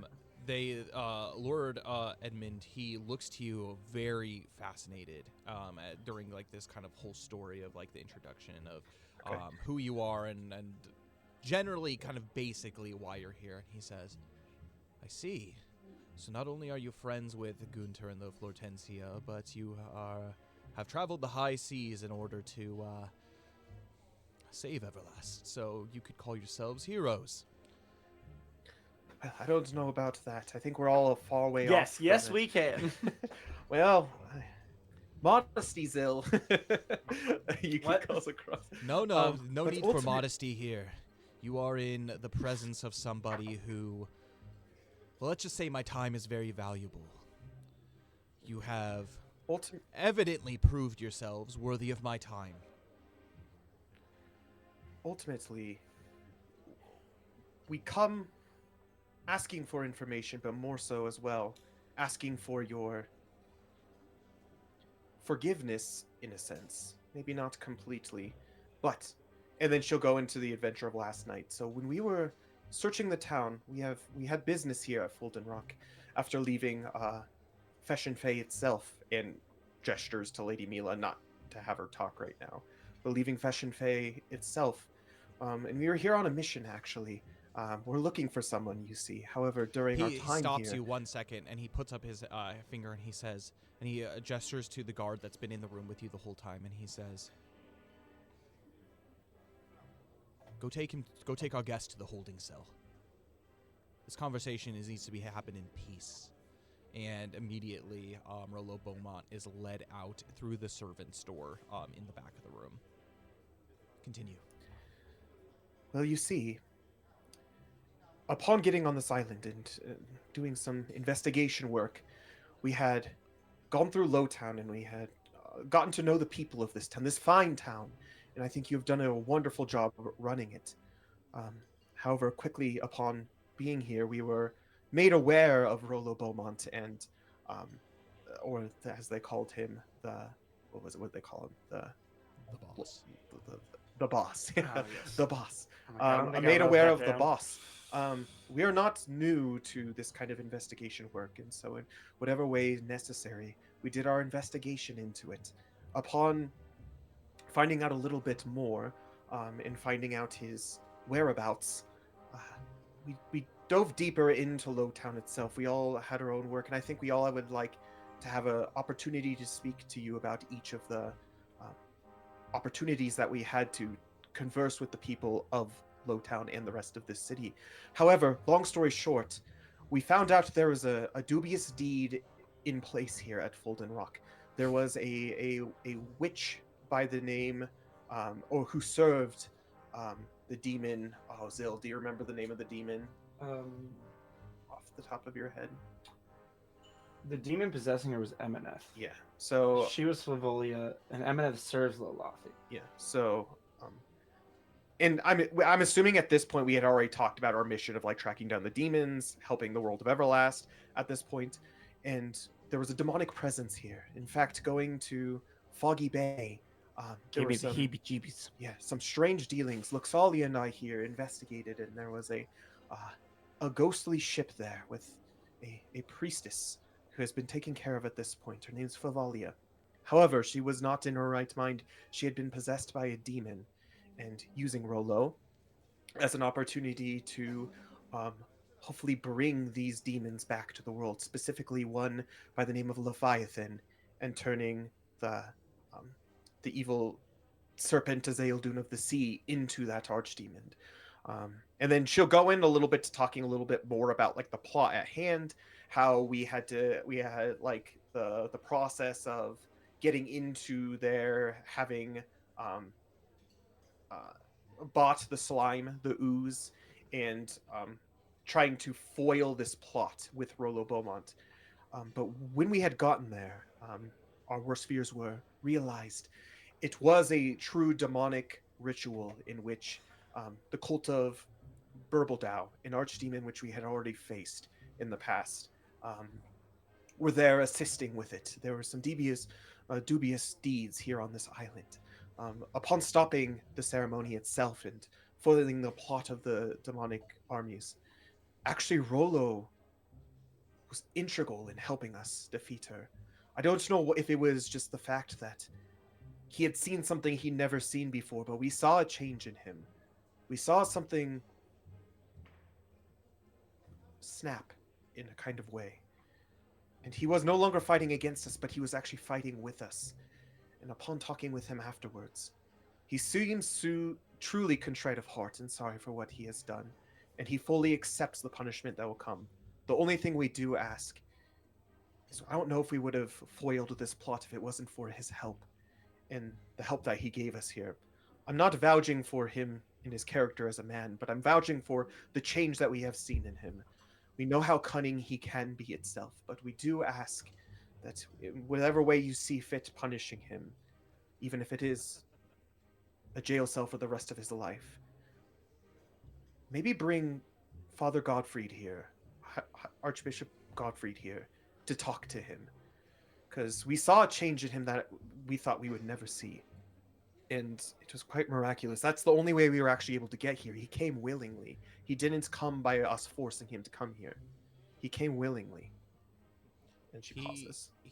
While you're having this conversation, he slowly makes his way over to the bar cart, and he's curious, and he says that he begins to pour himself a drink as soon as you finish, and he says, "How long have you been here again?" 3 days. You accomplished so much in so little time. You've been able to snuff out a black market that I've been trying to close down for nearly 5 years, and in the same time, you've also foiled the plan of a demon. You say you're Eclaas, but who are you? It's funny. I think there's a lot of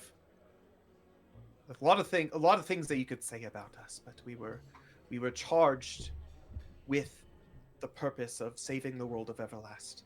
Whether you know it or not, it is currently under attack by forces that are not human, of the void. And right now, what brought us here was actually that indeed. And ultimately brings us to the main point of why we actually wanted to see you and actually wanted to talk to you. We are looking for Aldreg Monteblair itself. We are actually the holders, I don't know if you are aware, the land of Everlast itself stemmed from the Ishan Island and Ishan Volcano, and there are pillars in this world that create the element of mana throughout the land. We are currently the holders of one of these keys, and we are searching for Aldreg Monteblair because he is the holder of the Sky Key. And after our audience with King Ferrand himself, the holder of the Sea Key itself, he's the last one we need before we meet both King Ferrand, hopefully Aldreg Monteblair, and King Nalgorod Cragheim, to discover what is truly at work here in the world of Everlast. He continues and he says, "You know much about old tales of this world, mythologies of creation. How am I to believe you?" Yuki takes out the Earth Key out of her bag and says, "Well, this is the Earth Key itself. We are the protectors of it, and we are here on a mission. However, if this isn't enough to convince you," she takes out the Guardian Scroll and kind of shows him and explains the whole aspect of it, and explains like the glowing gem of Burbldow here and how we had taken him out. Here's his wing. And yeah, Zill explains this and says, "Yes, they are. We would have to agree with you at first as well. I think all of us were skeptics except for maybe Luxalia here. But at the same time, in our travels and what we have experienced, we have truly come to find that these things that we have dealt with, the void is real, and it is truly trying to attack this world. If you don't believe us, maybe you would believe Princess Mila, princess of Feshin Fey, and daughter of King Ferrand himself. We have brought her along as an emissary." His eyes move towards the Fashion Fey elf, and she puts down her hood and to reveal this basically like pure white hair that basically falls upon her shoulders. And she says, "Princess Mila, It's a pleasure to make your acquaintance. And he looks and he says, "Ah, the renowned daughter of the King of Fashion Fae. I've never seen your likes around here. You keep strange company, princess. But..." Mm-hmm. And he lets out a deep, kind of almost shaky breath. "But if what you all bring to the table is true, if you have been tasked with saving this world from demonic entities, it's hard to wrap my mind around." And he begins to kind of scratch the center of his brow as if thinking, and he begins to kind of create these wrinkles on his forehead that he's almost trying to pinch together. Deep in thought, he says, "Fulden Rock has been, well, we've faced many trials in the past. Our market has collapsed a couple years back. We've had corsairs and pirates try to make their way into society. We've even had monsters attack from time to time. The events of last night. Rumors say that the dead were brought back to life. What caused most of that damage out there was the attack of the fallen. Those long dead." Unfortunately, those aren't rumors. Unfortunately for you, I believe your story. So you are here, keeper of this elemental key. And yet you search out my closest cohort, my best friend in all of the seas, Aldreg Monteblair. What makes you think that he is here on Fulden Rock? Well, rumors say that he was last seen here itself. However, he has not been seen anytime soon. And from all the information that we got from King Farrand himself, those were the last known reports. It is urgent, and that's why we had to take matters into our own hands on this island itself. Again, try to understand that we're here and we're trying to save the world. We're not trying to hurt it, and we apologize for the events that happened at your city last night. But with the destruction of this demon that we slayed last night, and with the Rangers of Helix, and she'll go talking about Jack and how he's here from with the Adventurers Guild. If it wasn't for his help as well, then it wouldn't have happened. However, thank Alomnia that he was here, because it was his efforts as well that saved this city from it. We're afraid that if we don't solve this problem that's happening with the pillars, that this will become more and more of an occurrence around these islands and around the world of Everlast itself. It wouldn't be good for trade. It wouldn't be good for anything. It's good we made it here when we did, but that still begs the question of, yes, hopefully we helped out the city of Fulden Rock, but we're still far from achieving our actual goal, and that is of saving Everlast itself and saving the people of Everlast. Make a charm skill check for me.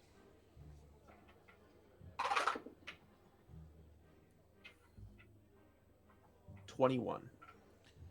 He looks to you, and his face is serious, stern. And he By the way, looks that's you... a natural 16. Oh, nice. So.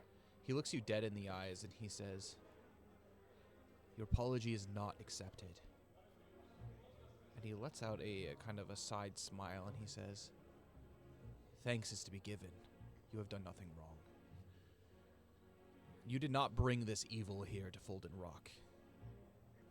None of you did." However, now that we have uncovered it, I don't think it's going to be solved so easily. In fact, we have, in our experience over these last 3 days here, we have met all kinds of people from across the city. A lot of people who have seemed to be forgotten. In fact, Zill, I think you've met some of the poor people of Fulden Rock itself, haven't you? You asked earlier, who are we? Well, I'm an orphan. grew up poor on the street. And at some point, discovered a power I still don't fully understand, but gave me an edge. Tried to use it to get ahead, didn't go well. Tried to use it to protect those similar to me, and went a little better. One day, Helix was under attack, much like Folden Rock was here. So I tried to help. That's where I met them. And we've been thrown into a much bigger journey ever since. But realistically, who am I? Nobody. Nobody of consequence. Nobody of repute. If you weren't aware by my manners. But that also gives me an edge. When I first got here, the people on the bottom know a lot more than they're given credit for. I found them first. And I found a boy named Eclaas who is scarred from some fire he was in who knows how long ago. And most of him and people in his situation were under the care of Rolo. He gave them a way to eat, a place to sleep, a place they felt they belonged, and he made them earn their keep with not good things. I'm not saying what he did was right, but he protected them. So what you're saying And they- is I've gone about finding Rolo the wrong way from the beginning. Not what I was getting at, maybe. But also, they probably wouldn't have trusted you. I can speak their language. I am them. The reason I bring them up is not to accuse you or say, hey, you could have done it different. But these are the people who really set the tone of what Folden Rock is. Yes, there's the nice high town that has its ornaments and delicacies and things I'll never understand, and that's great. But what Folden Rock is defined by them. And yeah, that not everyone can be on the top. That's also not what I'm asking or suggesting. But they're the foundation of your city. And if they're taken care of well and given maybe meager but honest and respectable work and care, I know the orphans I cared for, I convinced the guards of Helix to take them under their wing as page boys and errand runners, and who knows, and maybe the ones who picked up some fighting, maybe they're squires, but nothing grand, nothing crazy, but respectable. We wouldn't have found Rolo as fast without a Kalik and the information and the help he gathered or supplied. Make an influence skill check for me. Nice. Come on, Max. 12. Okay. He Decent. looks to you, and his smile goes away as he's listening. He's taking sips of his drink, and he says, from zero to hero, a true inspiring story. You speak as if I don't take care of those in my town that don't have much. You see, I tithe. I give much to Folden Temple, and from what I know, they help those who are less needy. Are you saying I'm not doing enough? And then he for like a moment, he kind of like sips on that and he kind of stirs his drink and he says, and perhaps you're right. Maybe I'm not doing enough. I like what you said. I didn't get where I am today without hard work. Perhaps just throwing money at an issue isn't enough. There is dignity in work. There is dignity in making a good day's wages. And there is no dignity in thievery and unsavory things. What say you I should do in a situation such as this? You have my ear. Also, I meant no disrespect. I haven't been here long enough to know if you've done enough or not done enough. I don't know what you've done. I just promised to Kalik that if we met with you, I would present their plight.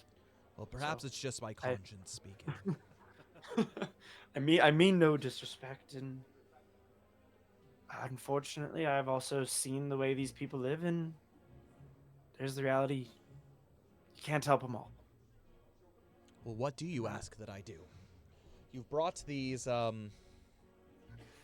less fortunate folk to my attention. Clearly, you perhaps seek something of me. I just seek a path forward for them, a bridge back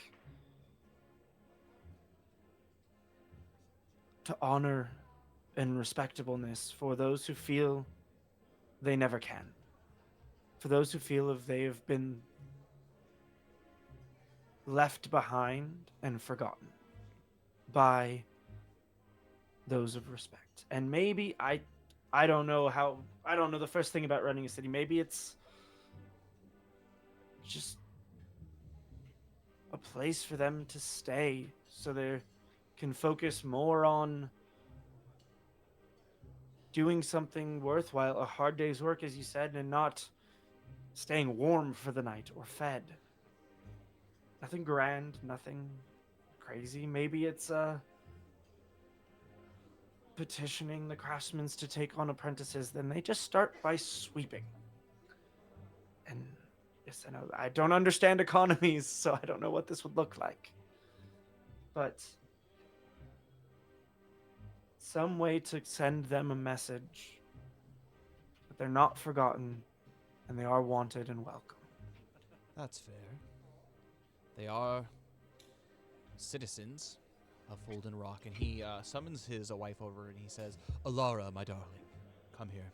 And he begins to say, and at this point he has taken a seat basically in like a large kind of cushy armchair, and he beckons over to her and he says, first thing that we do at a daybreak in the morning, see what you can do to put together a committee to be able to help round up those less fortunate so we can help them in their, give them perhaps more opportunity. I take it that you could be useful in that endeavor. Am I wrong? And she says, of course, my darling. I will do such thing. And she goes over and she takes like a quill and she begins to write down names of people that potentially, as she's like thinking and then continuing to write more names down. You can leave it to me. They're in good hands. As he continues and he says, there. From the mistress of Folden Rock herself. She will do what she can to make sure that they're taken care of. Thank you. Thank you. I know largely it will probably depend on those who want to come back, and if they don't want, there's nothing you can do. But those who do, well, we have will taken appreciate away it. their greatest job prospect at the moment, so I'm sure And there are it might many be that worth- are desperate at this current moment to be able to And get a it little might bit, be starting worth, with helping to clean up the city. Can Yuki make any sort of like insight check about this guy and see kind of where he's coming from, whether or not he's just kind of like pushing this to the side, or whether or not he seems genuine Make a about this focus as much skill as she check can? for me. and 13. He seems like a busy man, almost as if he is always thinking about something and the next thing. And thus, he has delegated this problem to someone who has a little bit more time on their hands. He's taking it as seriously as someone in his stature and his position could take it seriously. And maybe with him in custody now, it might be worth a conversation to Rolo of why did these people come to you? What did you offer them that we didn't? And how can you fill that hole in an honorable way? I don't know if he would have anything to say, but I think it's valuable. Yuki pipes in for a second. I know you guys go way back from what we've known in our discussion with him. Both Zill and I actually had a discussion with him before all this went down, before he had his conversion of heart, per se. And he was detestable at best. However, like I said, he seems to be a reformed man. I think you can learn about your people, the people of Folden Rock, from him. Whether or not he sees the light of day, that's up to you. However, I think he has some valuable information. It seems like the most thing we have to worry about is not Rollo Beaumont per se, but Jackman Nobbs. Do you know this name? What do you know about Jackman Nobbs? Perhaps you're aware of it, he escaped about 6 months back. There was a storm, and he up and vanished from his cell. He, even more so than Rollo Beaumont, has been my greatest adversary, and the fact that he is back out on the seas means there is perhaps one of the most dangerous men in all of Everlast free. And we can concur with this. From the information that we gathered and what we know, he did escape, and he escaped with the help of the Void itself. He has been a vessel of demonic oppression as well, and he seems Doesn't to surprise be me. joyful. He, from what we know, is much more of a problem than Rollo ever was or has been, even when bringing him up to Rollo itself back before his conversion per se. He seemed to even have a slight detestation for Jackman Nobbs himself, and we have confirmed himself. He is on the high seas, and he is also demonically possessed itself. So, unfortunately, he is still out there, and so he needs to be brought down and brought to justice, even more so than Rollo has. Um, Rollo seems to want nothing to do with him at this point, especially after what he saw this past night. we also know this is not largely specific, but we know he's in the south. Mhm. I know that's still a lot of water, but eliminates the other three directions. He takes his he basically takes out like a reading monocle, and he grabs a piece of paper from a satchel that is basically hanging on his waist, almost as if he has his business documents with him all the time. And he begins to read, and he says, "Do you know what drives a man in this world?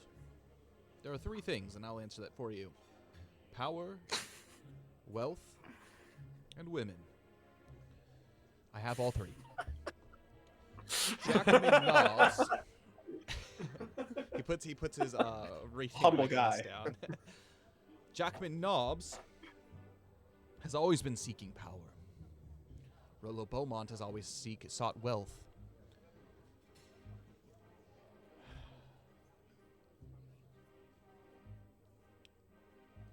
We have one of them. Jackman Nobbs, it seems you are a little bit more informed than I had assumed that you would be. Jackman Nobbs is indeed in the South, and he has been at the forefront of my mind for some time.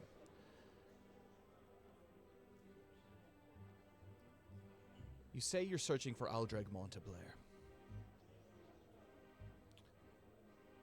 It is true, he is no longer on Skyspire Island. That was his home. And now it has been turned over. Jackman Nobbs has gained a fleet of his own. He's gathered thieves and brigands from all over the seas. And he has made Skyspire Island his home.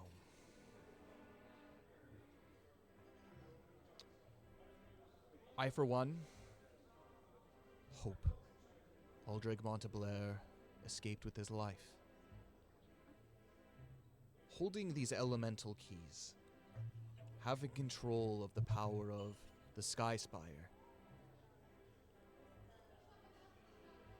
it means much more than perhaps you know. There weren't armies back on Skyspire Island. It's rough waters, the storms that are constantly at bay there, keep most ships away. But he took it over nonetheless. If you are to search for Aldrich Monteblair, and if the rumors are true, these rumors I have also heard myself. I'm curious. I have not seen hide nor hair of him, however. There is one who might know. One who is, of his own flesh, that resides here on the island.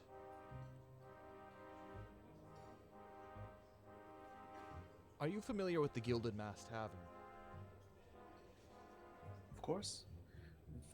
Gone to and from quite a bit. That's the one with the creepy guy, right? No, that one, In Lowtown? No. This one is the one at the docks, with, Okay. Jonas. Yeah. The barkeep. Jonas, the bro. Yeah. Mhm. And he says, "Oh, good, you're familiar." The woman who runs that establishment goes by the name of Marla Stonebrew, but her true name, secret name, is Marla Monteblair. She is the niece. If anyone were to know anything about the Monteblairs, it would be her. But I'm assuming you already knew that, or at least had spoken to her to some degree, which is why you are here, isn't it? That is correct. She seemed to know a lot, but it seems that we overlooked. She's not quick to trust when it comes to family, you must understand.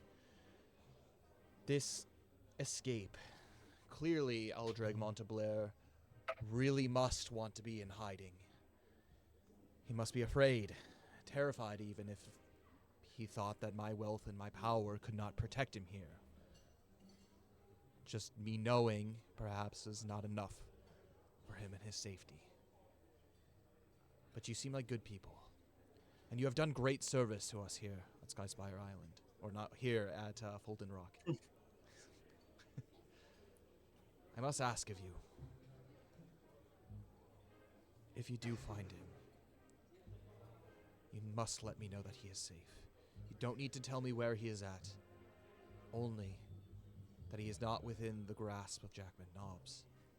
For that would be a terrible fate. Aldrich Monteblair, he worked with me. He was ammunitions master on the Flortensia back when we both served together. Under Gunter's father.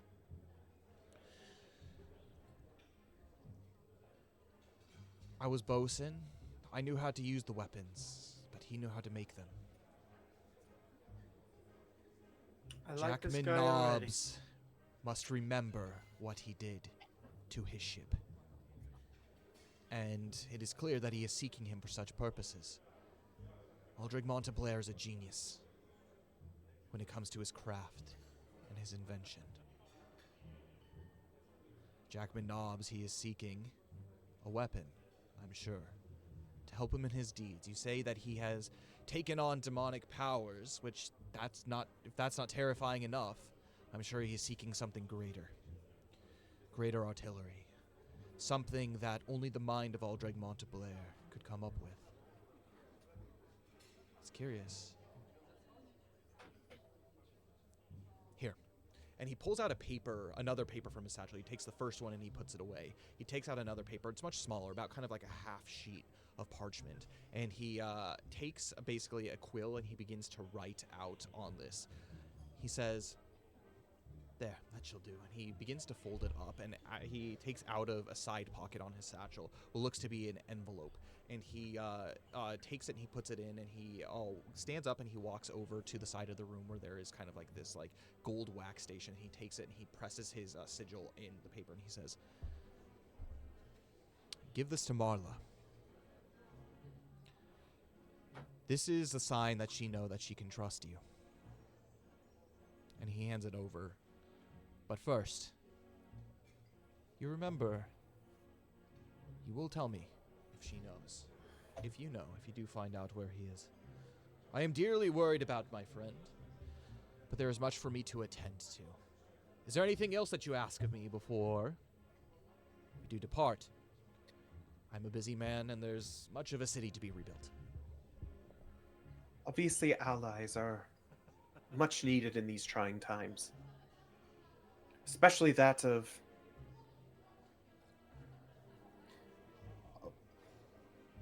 who are devout to Alomnia himself. Here in the city, you have a bunch of people who are devout. I suggest that you rely on them. Rely on the Adventurers Guild. I don't know how much you actually rely on them themselves, but the people there are amazing. Theatric, he was of great help during this time. And again, the people specifically of the Adventurers Guild. We mentioned the Rangers of Helix. Jack is the leader of them, and he had made his way here searching for things. I feel like you may have a lot of your questions answered itself if you do happen to have a conversation with him. If there's any way for you to summon him, I think it would be very helpful to have a conversation with Jack, again, leader of the Rangers of Helix itself. I also ask, this just came to my mind itself, as being a member of the Flortensi itself, is there any way that we can convince Gunter itself to maybe assist us in the search for Aldreg? It seems you've already built a relationship with him. He's strong, he's adventurous in spirit. He's the reason that Jackman Nobbs was behind bars. I'm sure word has gone out of his escape, and I'm sure the Flortensi is already searching for him.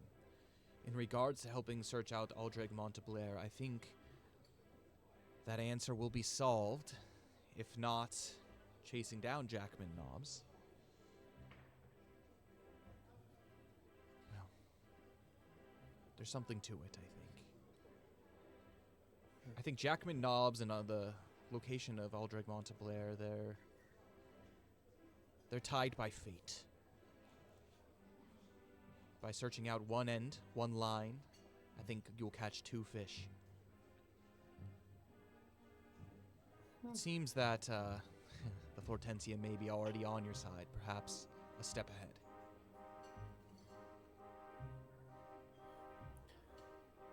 Well, we appreciate that, and again, there are amazing people in this world of Everlast. I'm sure there are many more amazing people that we will meet. However, we will keep in correspondence as much as we can. Our base is actually, we travel from place to place. Our base itself is in Helix. If you ever do need any trade with Helix or anything, or any information about us or from us, we have correspondents that go to and from the city of Helix itself. They know us. King Alexander and Princess Irea are good friends. She's my best friend. Are good friends of ours, and I know that they would be. Obviously, I know you probably do trade with them, but if you're seeking out Eclaas, that's a good way to do. If you're looking more down here in the not the Great Peninsula, but the Aishan Islands, Takai Town is where we have taken root as a traveler's town. They know us there as well. If you ever do seek us, and the last thing I ask, or the last two things I ask, is there any way we'd be able to contact you when we're on the road? In case we do hear any news. I've done much business in my time. I speak with people over great distances. There is one way to contact me that, I don't trust many with this, but... And he takes out of his, satchel what looks to be a small little slip. There's a power to this. A few years back, while I was establishing Folden Rock as a trade port, I met with an enchanter. He wasn't demonic, I promise you that, but he gave me a way to be able to speak to my allies, speak to trade partners. He said he believed deeply in the growth of this land, the uniting of the peoples of Everlast, and it served me well. And he takes this out and he says, now this slip,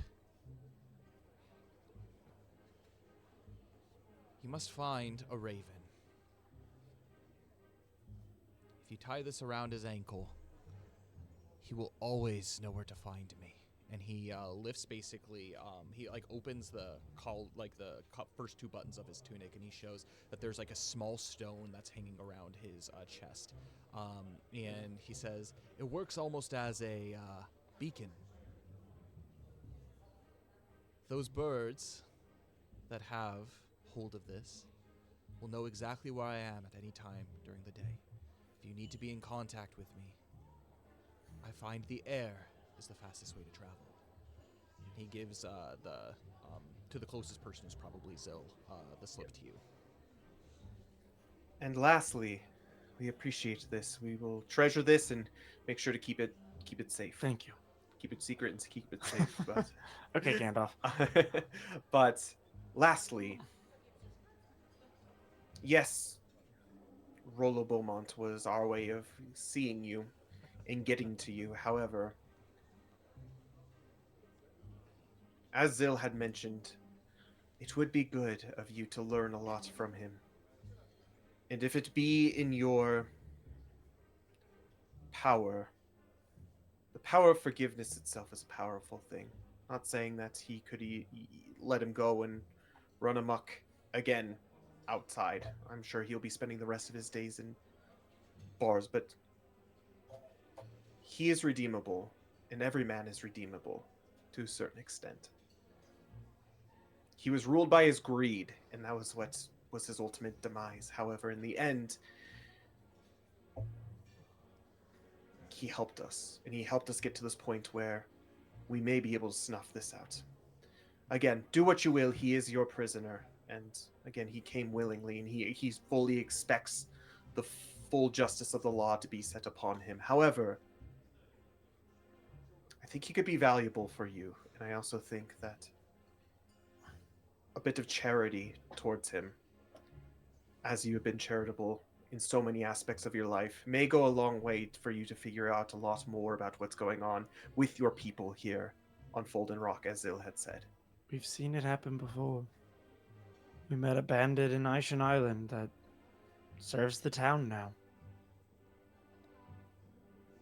He's done a lot of bad, evil things. He's especially towards me personally and this town. But I'm going to have Yuki. I'm going to have you make a final diplomacy check. This is going to be a charisma saving throw. Survival. That's really good. 15 plus 8. What is that? 23. 23. He looks to you and he says, I saw something in his eyes when I had first entered. The guards told me that he came of his own free will. He wasn't fighting, which I found odd. We've hated each other for as long as I can remember. There was something different about him. I think what you say perhaps is true.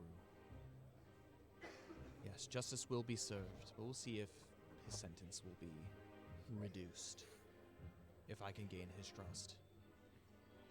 If he proves At the very himself least, a good prisoner, if he proves himself a changed man, I don't think you have to worry about him if this conversion you say is true. He will prove that. He will show me that. That's all we can ask. Yes. And I mean, mercy is a thing that is not so easily given, but It seems like you are a good man, and however you see fit, we trust you in that. We vouch for him and his conversion, and he knows that we vouch for him as well. So hopefully he doesn't break that. I think so. You know, I thought this meeting was going to be much quicker than it was. I also thought it was going to be much less interesting than it was. And he stands up and he puts like the papers and stuff that he has taken out away, almost as if he was doing business while he was talking with you, other business. And he puts it away and he stands up and he gives you kind of like a nod and he says, before I forget. And he takes another side pouch in his kind of messenger satchel bag, and he pulls out what looks to be a large coin sack. It's enough for 1,500 EC apiece. This doesn't even begin to cover how much Rollo Beaumont has taken from this town, from me personally. Hopefully it's a bit of gratitude. Connor and Cole, I'm adding this to y'all's, so. Okay, I'll add it to Thordane too. I think a lot of this, and Yuki's kind of like dumbfounded by this. Well, at the very least, you're gonna be able to pay our crew well, she says. One last request, more just an assurance more than anything. As you've heard, we've been here a short time, but hard at work. We're tired. Can we count on your influence and protection of this town to rest well, to not have to worry? Actually, I would say with that final charisma survival check, absolutely, you are friends to Folden Rock, and with that, you have opened this as a sanctuary. As a he said he also I don't know how to actually ask this. But... He also says, make sure to see my wife before you depart. Rollo Beaumont has stolen many a thing from me, but I think further reward is due. And he stands up and he departs. And his wife, she had finished, and she kind of bows and she says, "Well, if you would follow me." Okay. The two guards that were flanking Rollo, not Rollo. Wait. Edmund. Quick question: Yes. Did Princess Mila also get 1,500? She did. Yeah, look at her. She could be bringing home some cheddar. Oh my god. Yeah, because she needs it as a princess. Well, it's a goodwill. The lady of the house, she stands up and she says, if you would follow me. And you begin to leave out that front entranceway. And you immediately begin to climb the stairs, going upstairs, and there's a bunch of rooms, basically like a wide open area, and one central hall that goes all the way down.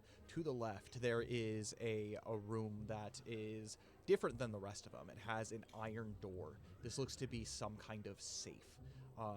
And she begins to add some kind of manual code, and you hear a bunch of these clicks, and she opens. And she nice opens craftsmanship, that door. And she says, but one moment. I'm going to have Max, I'm going to have you roll a d6 for me. Come on, get something good. Really? We don't know what that means. You got this. I believe in you. Black. So here's the thing. Britt, if you're in chat, have a reroll at the ready. If you can. We're good. Okay, never mind. 6.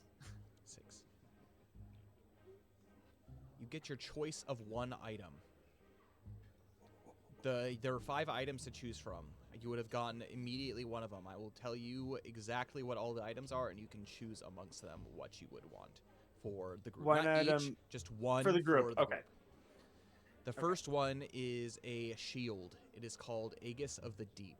It grants +3 to your defense value, and it grants immunity to the fear status ailment from any creatures of the deep. which includes Oh. Azale Doom or anything like that. Oh And then my once goodness. per basically once per Haven Rest, you essentially have the ability to use this art, which you can summon a wall of water that extends. Basically, it's a similar kind of spell to or art to like this one, which was the Wall of Ice. Oh yeah. And it lasts for D4 combat rounds, and you can use that once per Haven Rest. So it basically has a additional. I don't think any of us can use shields though. Second one. Yeah, what kind of shield is it? Just we'll, regular we'll shield. hear all the options. Just regular shield. Okay. We'll hear all the The second Cool. option is an instrument called the Stormcaller's Harp. It grants basically a +2 to all charm checks made when performing. Do I need that though? And then once, essentially once per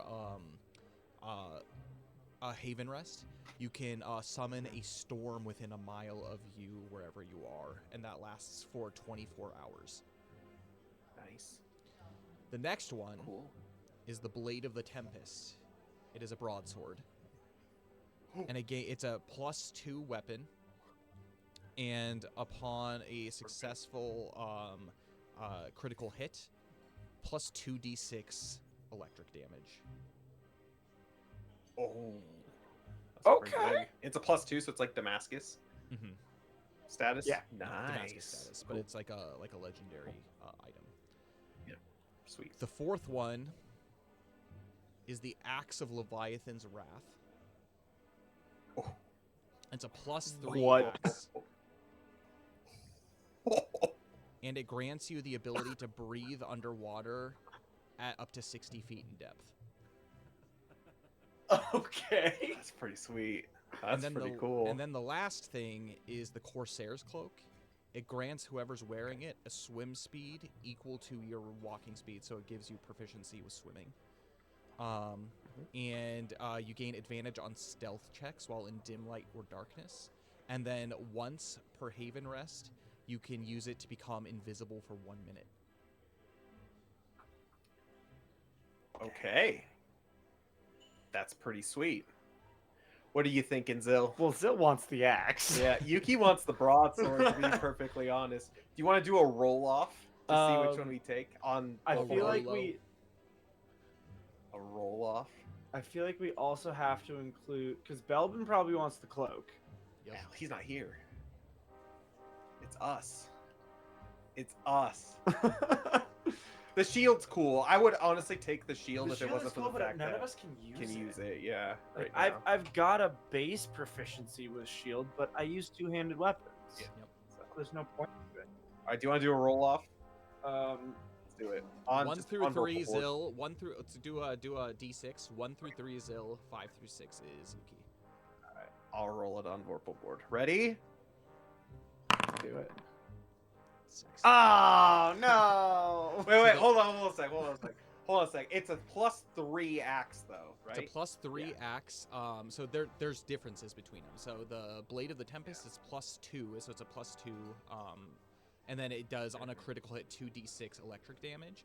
And then the axe is a +3 axe, and it allows the user to basically breathe underwater within 60 feet of depth. I'm going to, as Yuki, turn to Zill and say, Zill, weren't you planning on getting a Refinium axe itself? I've been trying to get the stuff to make one. I've got some. And Yuki kind of looks at her swords, and she's just like, well, I mean, I got my Void and Vorpal broadsword. How about this? If I give you this axe, Zill, could you make me a Refinium broadsword? I could do that. That's what we're doing. Great. Taking the axe. Yes. So it's I will go ahead and make it immediately after the session. It is the Axe of Okay. Leviathan's Wrath. Oh, that's so cool. Amazing. That's so cool. I was thinking to myself, like, I have a legendary broadsword. Having two would be freaking sick. But actually, Yuki also turns to what's her name? Lady who? Lady Alara. Alara, and says, "One thing I will say, Rollo has promised that everything that he has taken, he will give back. I mean, it is not his now that he is in custody anyways, but he has promised that. I know your husband said that he has taken many things from you. So hopefully those are returned to the rightful owners, which includes you." She nods and she says, "I thank you for that. Hopefully that is the case." And with And that, Yuki goes ahead and tells her kind of where like the stash is and things, Mhm. and says to treat everyone. Basically, he's like, treat everyone who you come across in this endeavor with kindness and respect, as in they are only following Rollo's orders at the promise of death itself. I think they'd be more than willing to help you out. Um, Either I'll take way, that into account. I'd still Thank bring you so much protection. for your services for not only Folden Rock but for our family. It's greatly appreciated. And Yuki actually, as this is happening, just quickly looking through her inventory, uh, looking for something as a token of thanks. Uh, Even though she probably doesn't need it, but you know what I'm talking about. She takes out a uh um uh she will get back to it. But basically she's gonna, she's going to give she's going to give her something from her thing, like of just like Eclaas is here to serve everyone here, just like I know that you're going to be here to serve the people of Folden Rock. This is a token of our appreciation for you and all that you do here at Folden Rock. And yeah, basically just gives her. I'll get back to you what she's going to be giving, but it's most likely going to be a something, a something, something. Sounds good. Think about it. I gotta look. I gotta look through and see what I actually have. That would be good for that. But Perfect. yeah, that's what she's doing. And with that, you are escorted out into the gardens, all the way back to. You see that it's dusk at this point, so there is light, but the gardens are lined with basically similar street lights, but more ornate. They are in the same bronze that are kept very finely. As you're left all the way to basically the gate, and you're excused, and they say. Tell me, do you have papers to be out during the, for this? To be out during this time? Yes, we do. And actually, Yuki also takes out of her bag the thing with the seal of the Harrowgates, in case we get any. She's not going to show it to them, but in case we run into any issues, because we only half of us have the papers. Oh, right. Yeah. So yeah, I mean, the three of us hand out our papers, but then she also says, but we also have the blessing of the Harrowgates as well. No, this won't do. And he goes over and he goes back into the tower and he pulls out 3 more papers. And he has a quill and he asks whoever doesn't have papers to write their names down on, like, basically, like, your IDs to get through. I think there's 4 of us. I think it's Thordane, Zill, late Princess Mila. No, it's only 3 of us then. It would be Thordane, Belbin, and Princess Mila because they weren't there. They weren't there, yeah. So just those 3. Yeah. And the names have been written, and so you officially can go about all parts of the city at any time during the day that you so Sick. please. And we can take a nap. And with that, where are you Yeah. headed for your next location? There's many places that you can go. You can go talk to Yeah. Marla at the Gilded Mask Tavern. You can go figure out what's going on with Jack and High Priest Godfried. You can go check in on any of, like, the orphans or anything that's happening there. You can go examine the city and, like, the damage that's done. There's lots of kind of things that you can head back to your boat, literally take a nap. If you want to. I kind of feel like we should try to like tie up those loose ends, because especially if we're going to be leaving, I don't know when the next time we'll be back. So let's like try to think of an order on things, order of operations. I think it's worth, while Jack's still in town, Yeah, go in there. to see if he needs to teach High Priest Godfried how to like do an exorcism. I don't know if Yeah, that's something do anything like that just in Godfried case. knows. Also, let him know that we said Edmund Harrowgate is aware that you're here, Jack, and maybe if you Yeah. present yourself and you have any news for him, that could be good. I want to go back to so you the got something, way. didn't you? Didn't you make something? Or you will be making something? At He the just got blacksmith something last session? repaired. Oh, okay. Yeah, Gotcha. I still need to go pick that up, which I think we're just assuming happened. I mean, I'll always go back to the blacksmith. While you guys are deciding what to do, I'm gonna go use the restroom real quick. So Yeah, feel free I have to too. So okay, we'll take I'm a gonna do quick that. quick couple minute hiatus for all those who do need to go use the restroom. We will be right back, everybody. Don't go anywhere.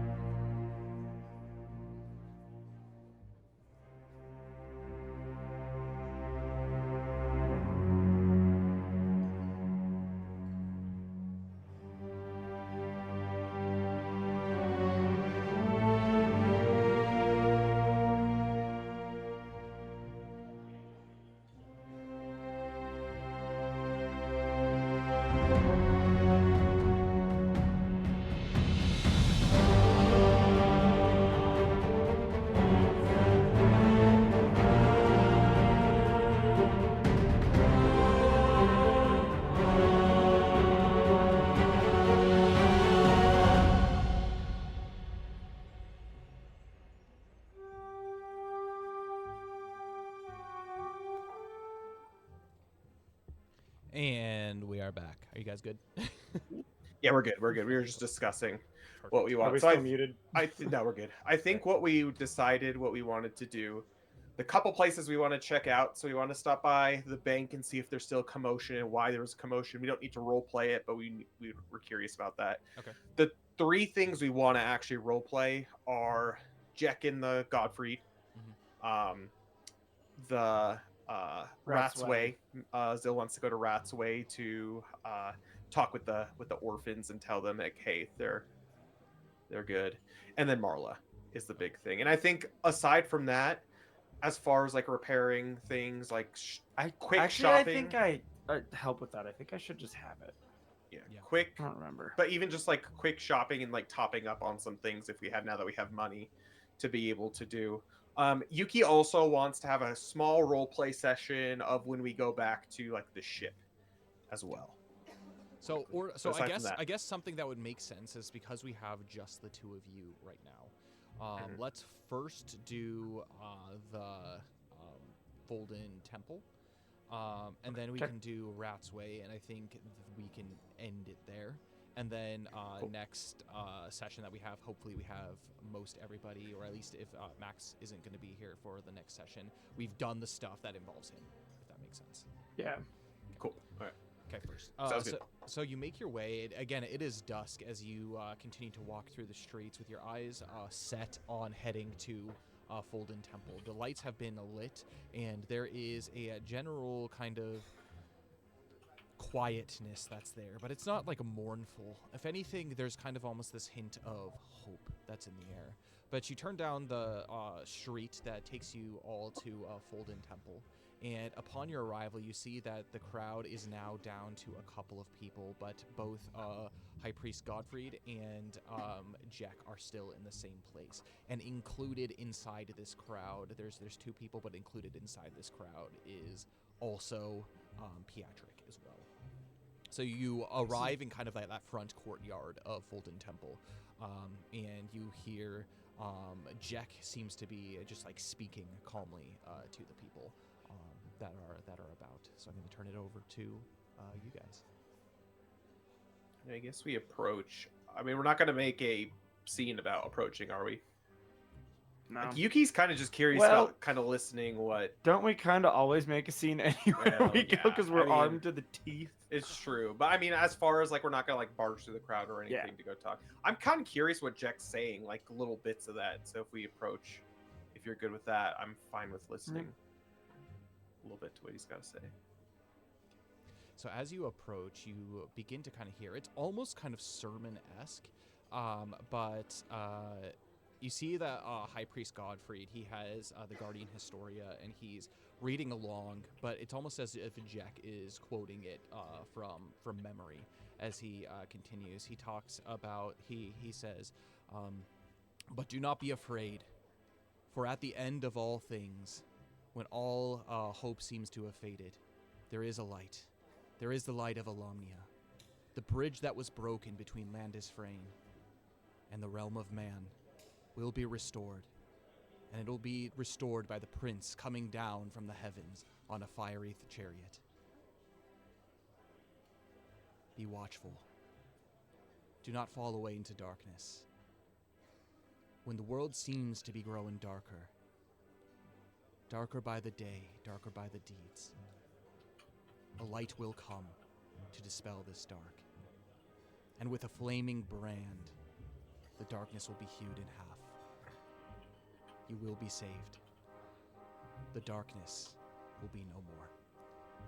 And with that, the last remaining people leave, but Pietric, he stays and he welcomes you as the group of you come in, and he says, "Seems you've been well rested.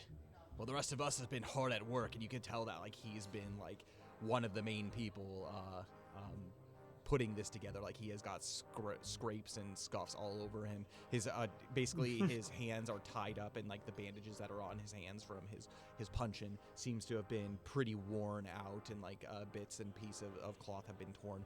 And he says, "Well, you did a lot for us. Jack filled me in on everything that you had gone through. It's impressive, the power that you have.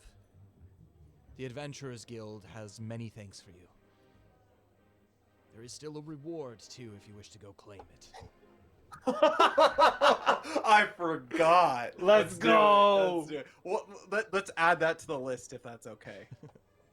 We don't have to role play. We don't have to role play, but we'll add it. Well, you know what? Let's kind of role play because I'm kind of curious to see what's his bucket's reaction to actually Rolo Beaumont being apprehended by us, because he's a butt, that dude. Thaddeus. We're like, in your face, we fought a Zale dude and we captured Rolo Beaumont. Sorry. That's aside. Well, it seems like you've been helping out the city quite a bit. I mean, Thordain filled us in as well about what you and him had patrolled as well, and your help. So we appreciate you for taking care of our captain, oh captain.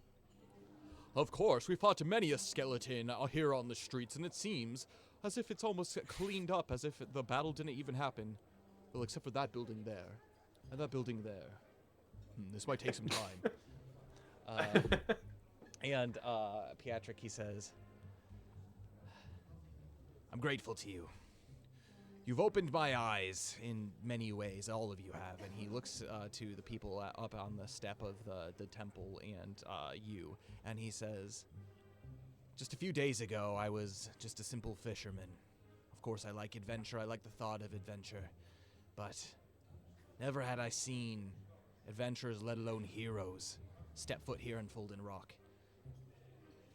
Seems I have a different outlook on life. And he looks up to Jack, and Jack nods, and he says, well, that life could continue if you want. And Pietrek looks back up at him and says, how do you mean? And Jackie says, I'm gathering a cohort. We call ourselves the Rangers of Keelix, the place of my birth. I'm seeking out many who are strong of will, strong of heart, and strong of body to fight back the darkness. You have proven yourself. I've also seen your heart, too. I can tell you're a good man. You care much for the people of Fulden Rock. I think the world could do with a little bit of the broad, strong heart of Pietrek. What say you? Will you take the leap of faith and join the Rangers of Keelix? We could use you to great degree, to great wealth, for the salvation of the free peoples of Everlast. You don't have to give me an answer. You can think on it. And immediately Pietrek, he says, yes, before he even says anything. And then, like, he kind of stumbles back and says, I mean, what all does this entail? And Jackie says, everything. The life that you knew it is no longer. You serve the people now, not yourself. And he goes back inside Fulton Temple. That's the last words that he says. And Pietrek, he kind of shakes his head and he looks at the group of you and he says, it seems like you won't be the only ones here in Everlast protecting the free peoples. You're with good company. We've met a couple of the Rangers of Keelix, and they're wonderful and noble men. So you're among good company. I hope you meet them someday. Too. If they're anything like me, they'll be interesting. Hopefully not as grizzled as I am. I've seen some stuff. But I feel lighter somehow. They're warriors like you, and they're very kind people. I think you'll get along just fine. Again, Jack is a particular man. He doesn't offer it to anyone, so it is a great honor that that he even offered it to you. I feel much safer with you fighting with us in the world. High Priest Godfrey, he's examining this as it's all happening. Continue. Go ahead, Zil. You won't lack for excitement, that's for sure. It's a very, very entertaining life. If it's anything like ours. Yes. Dangerous. I've lived in safety for many, many years. The most dangers that I have seen is fighting the high seas and the tempests that they can bring. But I'm excited for a new adventure, I think. And with that, High Priest Godfrey, he says, I'm happy to see that you've all made it back in one piece. The city has much to thank you for. I have much to thank you for. Jack has told me a little bit about what you experienced down there.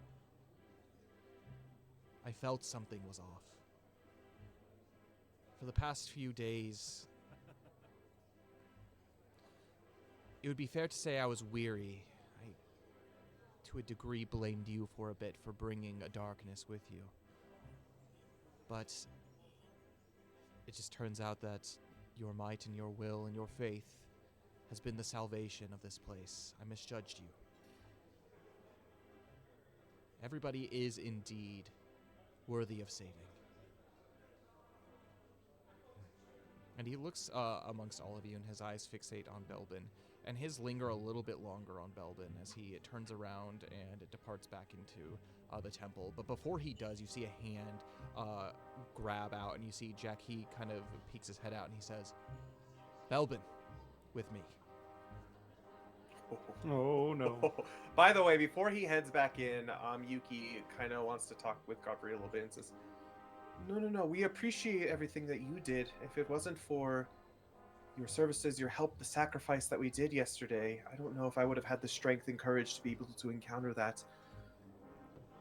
what happened last night. It was terrible, and yes, we've encountered demons before, but that ritual was anything far beyond what I had encountered, and I could feel it. It affected me, and if I hadn't been at the temple and participated in that sacrifice, I fear that my soul would be much the worse for it. In fact, I could have easily have landed the finishing blow, but instead, because of you, I had mercy, and I was able to. We were still able to have the victory, and the victory was ours, but it felt different. And even still, I ask too. Right now, the Harrowgates are in possession of Rollo Beaumont. He seemed apprehensive about meeting with you. We offered, before we turned him in, to meet with you, but I think it would behoove him if he had a spiritual father like you to talk with him, especially while he's serving his time and his due diligence. I think he has a lot to get off his mind. Now, I don't mean to speak for him, and I'm sure he'll speak for himself when it does happen, but at the very least, I implore you, please speak with him. As you said, every soul deserves saving. That's what she says. Also, I I don't know how much you heard from Jack of our adventures uh, in the night, but he freed someone from a possession. And from the information we hope this won't come back here, but it might not be the last time Folden Rock sees someone in that predicament. So I've been told. Are you equipped to handle that? With as much as I'm able to. I'm a studied man. I have spent much of my life learning scripture, learning the ways of mana and healing. It takes much more to heal the spirit than it does the body. The feat that Jack had performed today was nothing less than a miracle. I've heard of possession before. Fortunately, I've never seen it. But these days are darker and growing darker. There is way. There is practice. But I'm afraid I'm unsure if I'm able to do it until it actually occurs. It takes a person of great faith to be able to do such a feat of the spirits, the feat of mana. I think the rest of you are lucky that Jack was in your presence during that time. And to what you said, Yuki, clearly, he was lucky to have you all as well. For you are a group of great power, of great strength. Your skill with blades is perhaps unparalleled to many here in this world. But knowing when to spare a life, that requires much more strength than simply knowing how to wield a weapon to slay down your foes. Your mercy will reap some kind of benefit. In fact, it already has. The volley is resting inside. She will be returned home soon. I think Fesh and Faye will find that they've been missing a scholar of great renown.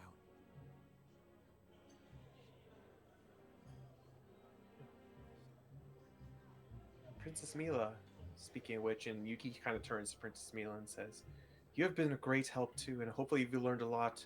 Trust me, this isn't any sort of diplomacy you're probably ever going to have to deal with ever again. However, I'm glad that you are with us.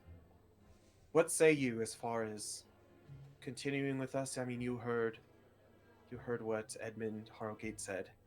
We're going to be going into danger. Will you stay with us, or would you rather go home with Favalia and explain the situation to your father?" All paths eventually do lead home, I think. We will have to stop by to make sure that we inform my father on what ongoings are there, but it is ultimately his decision what happens with me. As a princess, I have a duty to my people. I have a duty to the world. Perhaps my duty is different than yours, but that's for my father to decide. He knows much more than I do. He has much more wisdom.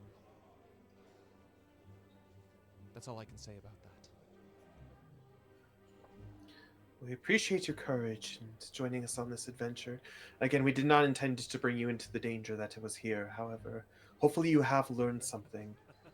And I mean, I've grown from it. Hopefully you've also grown from this experience as well. And at least for the rest of the remainder of our time here, I don't know if I can speak for the rest of the group, but for myself, I feel so much more at ease that you are here with us. A presence of quiet, a presence of calm among the I just feel like roaring I've been getting tides. in the way, but it sounds good to know that you think that of me, truly. And with that, Getting Belvin, in the way is quite literally my job.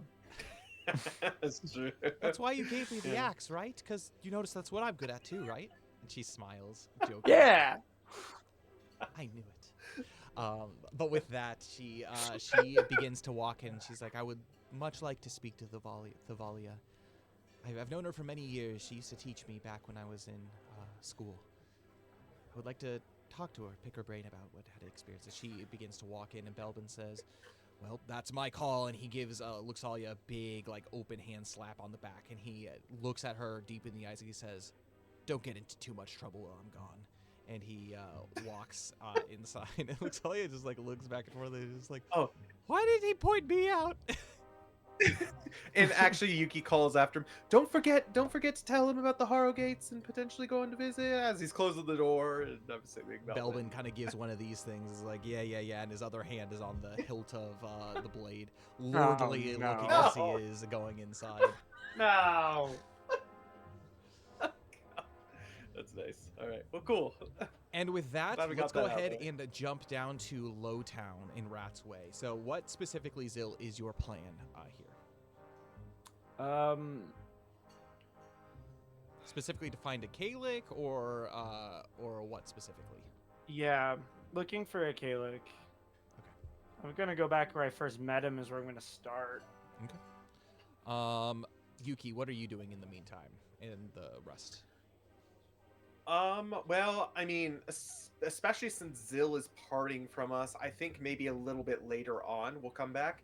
I think Yuki just wants to kind of check out her, like, where she wants to maybe like look around the shops, see if she can pick up some stuff with the cash that she has while this is going on, waiting for Zil. We'll That's all. do that first thing next session. We'll end our session with Zil and his interactions here. So Zil, you make your way. It's definitely nighttime at this point. All of the basically all of the lights have gone out, and you make your way to Rat's Way. However, it's much changed from where you had encountered it even just the day previous.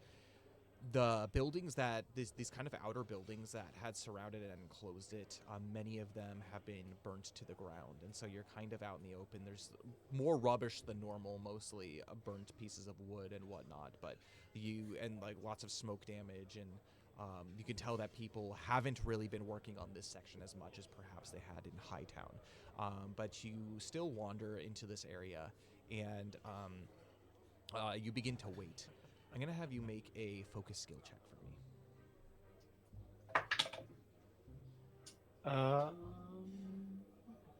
14. As What you the sit- heck? I'm actually rolling good today. As you sit there waiting, you kind of take in just the general, like, environment. It definitely feels far more sorrowful here than it did in Hightown. Less hope. You sit on kind of a crate as you continue to wait and look around. And then all of a sudden you hear the sound of a soft whisper that says, "The flame burned harder last night. Hotter than I ever remembered."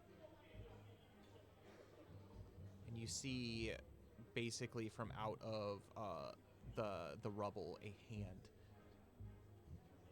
reaching out.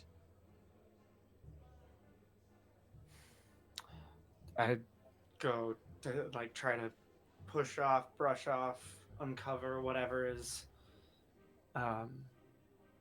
in the way. Underneath, you see a very singed and scorched individual with a basically like the hood has been completely burned away, but you see basically completely buried beneath one of the structures is the face of a Kalik. And he looks up to you and he says, "You came. I thought you'd Yes. forget about me." No, I couldn't. I greatly appreciate the help you gave us, but also uh, I needed to tell you. We got to speak with the Harrowgates. Did you? And And he kind of winces in pain as he tries to crawl out of the rubble as you continue to lift it off. He's like, "Did you?" As he kind of very weakly crawls out from underneath. And We did.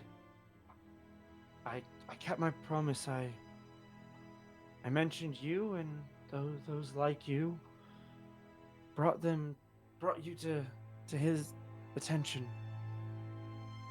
Asking just at the least for a path back.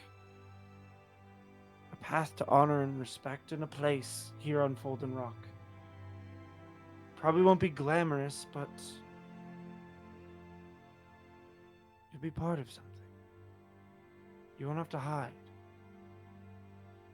Maybe that can grow into more. But hopefully at least a door will open. so that's it then. No more Rollo Beaumont. No He is more in black custody. market trade. He is in custody. He's left a vacuum of some kind. I don't know what will fill it. Hopefully nothing. Because you and all those like you and all those you know are worth more than that. He kind of pulls himself over to one of the crates that are on the side, and he pulls himself up. I'm going to have you make a wisdom skill check for me, Zil. There's an ability I have that I'm struggling to find. That's an 11. Basically, from the waist down, he looks completely paralyzed. Almost as if this building had, like, fallen on him, and he has no ability to be able to move anything below the waist. And he pulls himself up and props himself, basically with just, like, the sheer force of, like, his, like, upper body. And he moves himself into kind of, like, a sitting position after some laborious attempts. And he looks to you, and he laughs, and he says...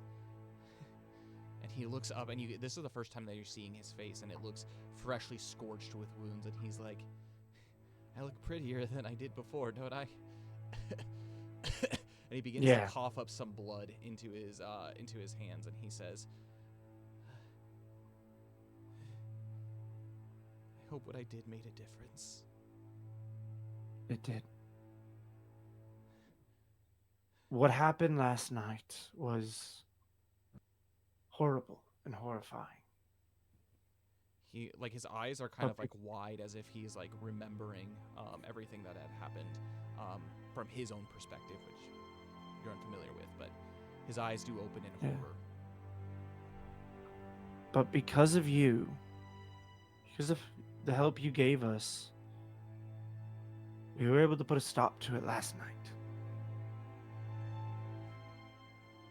Who knows what could have happened if we weren't here.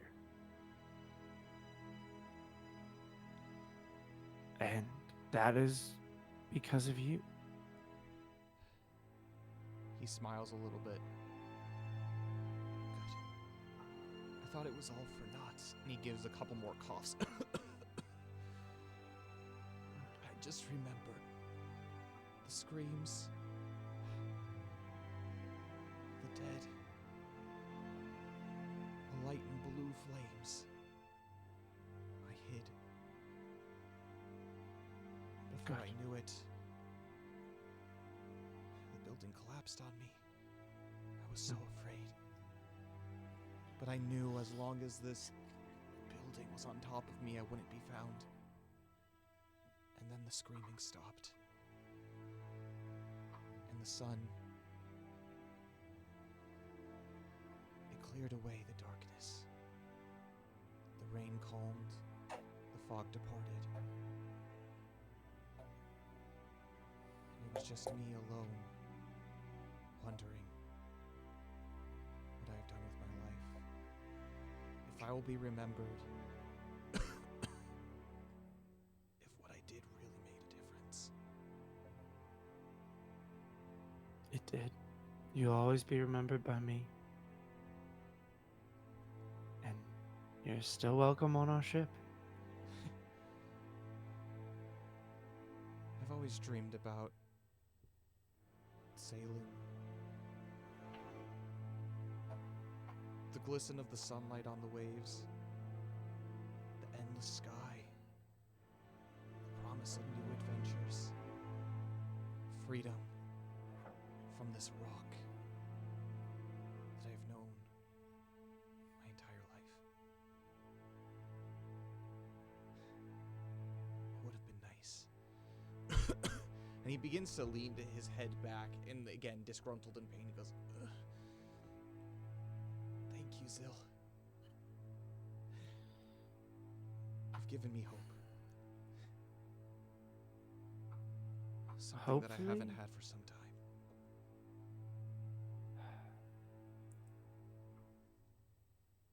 I hope I can give you a little more than that. I'm gonna take out. I've got a bottle of a simple healing potion. And I'm gonna just feed him some of it. Nice. He looks at it and he says, "It's too much to waste on someone like me," as you begin to like kind of like almost like force it down into him. He's like, Maybe burn him. yeah, too much, too much for someone like me. As you basically force like the bottle into basically his lips, and you hear some like labored drinks, and you can feel kind of as you like hold his kind of face, you there's a coldness to him, and there's a little bit of warmth that begins to return, and he gives a couple bit of coughs. This time he's not coughing up blood though, as he just gives a couple of coughs. Also, I don't know if this is gonna do anything, but Zil is just gonna kind of do it out of instinct, not knowing if it's gonna work. One of my traits, the runic blood trait. Okay.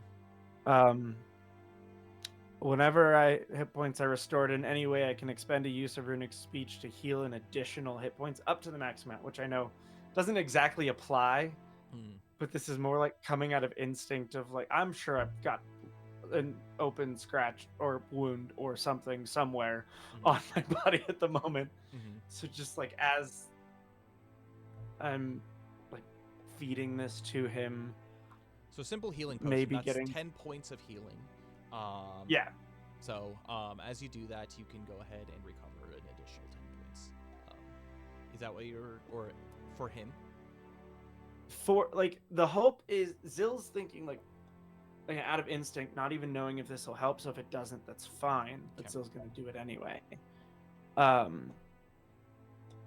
Like just somehow try to infuse the power he has into him to help him heal better. Okay. So with that, If that being the makes case, sense. yes. So potions are like an automatic 10, so it's not like you're healing Yeah. up to a maximum. And so, but like as you're doing this and you like kind of like feed, basically the scars, the runes on your body begin to glow in kind of like a pale blue light. And there's kind of this warmth that goes from the perspective of Eclaas. He's there and his eyes are kind of like misty. Like this whole time he's kind of just barely been able to see you, as he's kind of on the brink between life and death here. But he does make out there is a blue glow that begins to emit from your eyes as he looks to you and he drinks his potion and he says, "That's good stuff." And he blinks again, and as his eyes kind of focus, the blue glowing is no longer there, and he says, "What is this magic?" I honestly don't fully understand it myself. The wounds all over him begin to heal. However, the more permanent scars that are on him do not subside. And as he continues to move with hope, his legs still don't function. And he says, "I feel better. I feel healthy.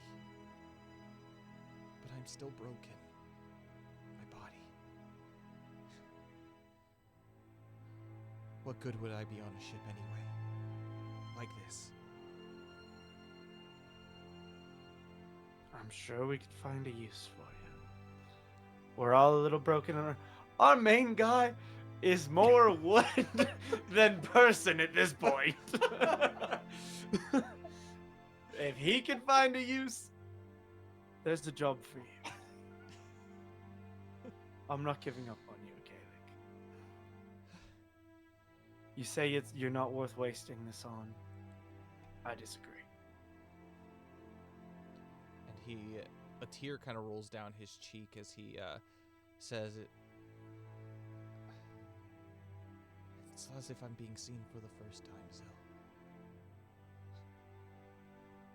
I look forward to many more adventures with you.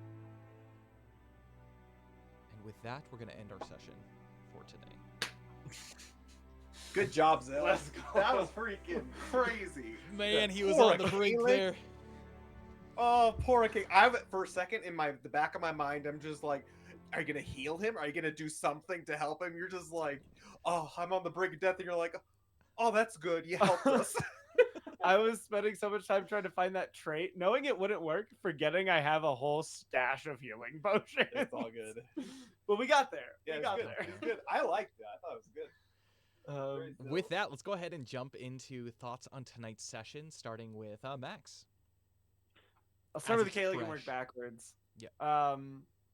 Yeah. Like I said, I don't know if that runic blood made any difference. I mean, it was just like Zil's like he's not giving up, and that's like overflowing out of him. Of like, I know I have power. I don't know what it does, so I'm just gonna try to use it, having no clue what's gonna happen.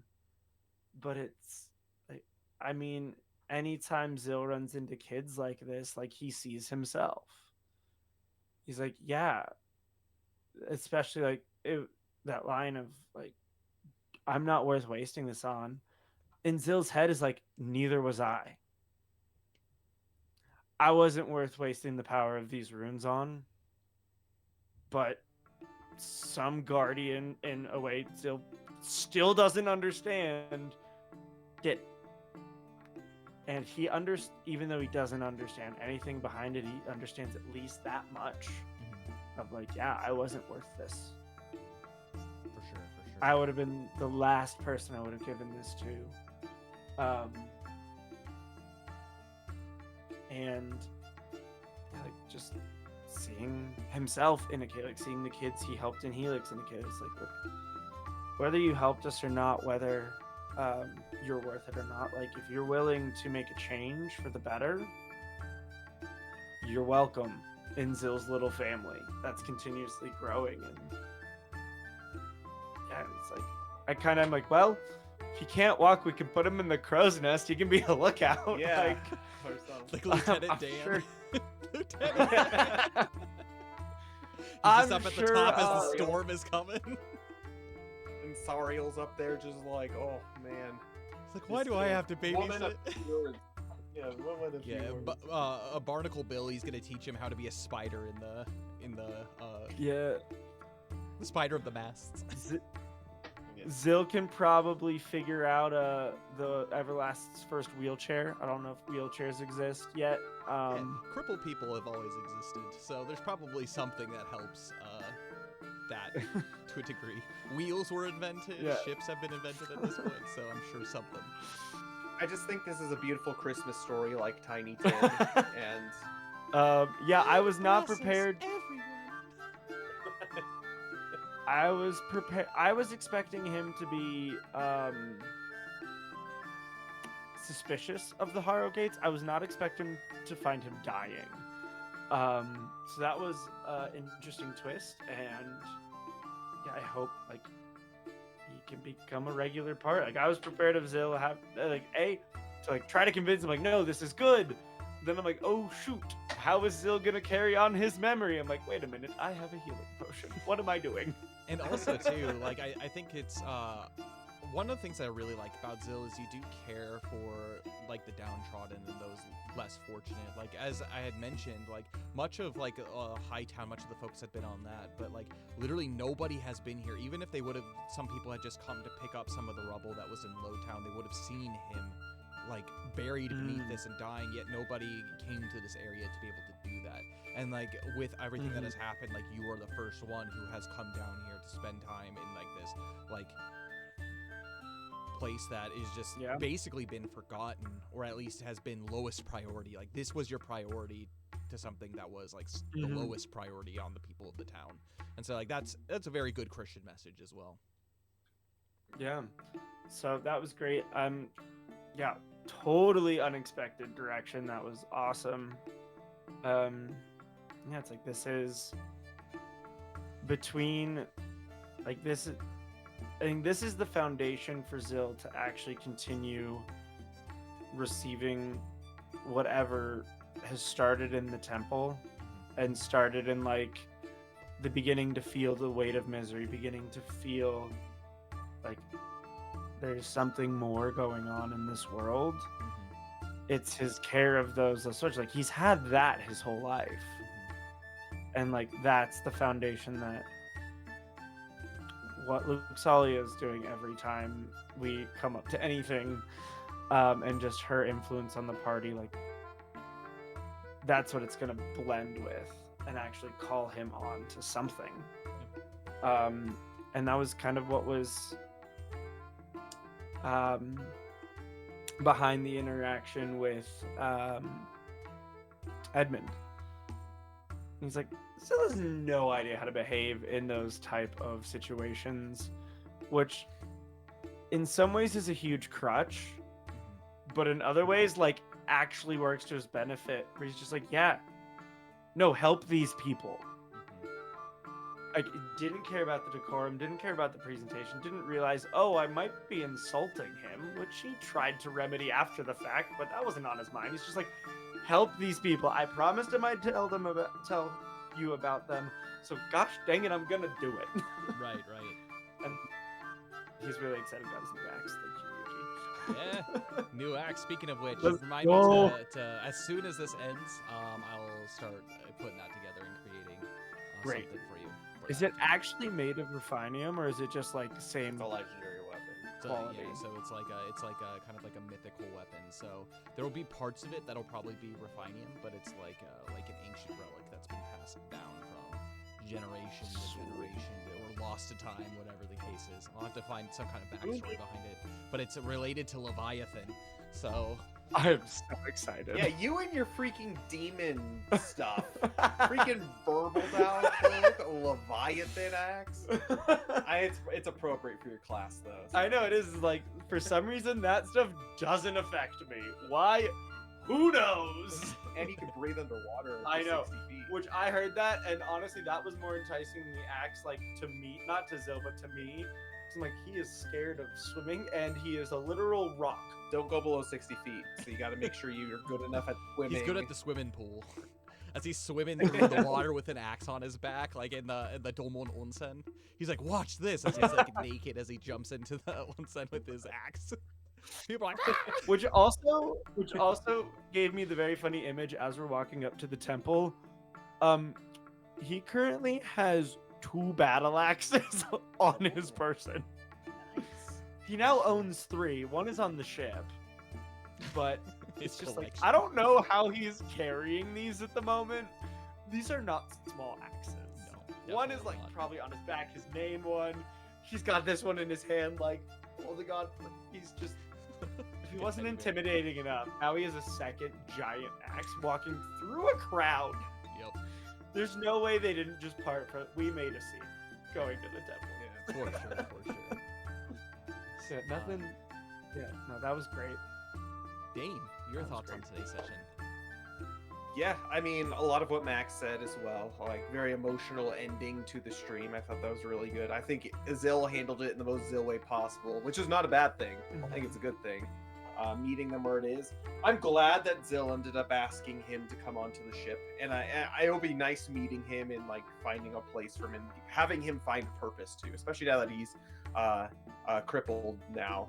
That finding a place of value for him as well, I think will go a long way to help him heal.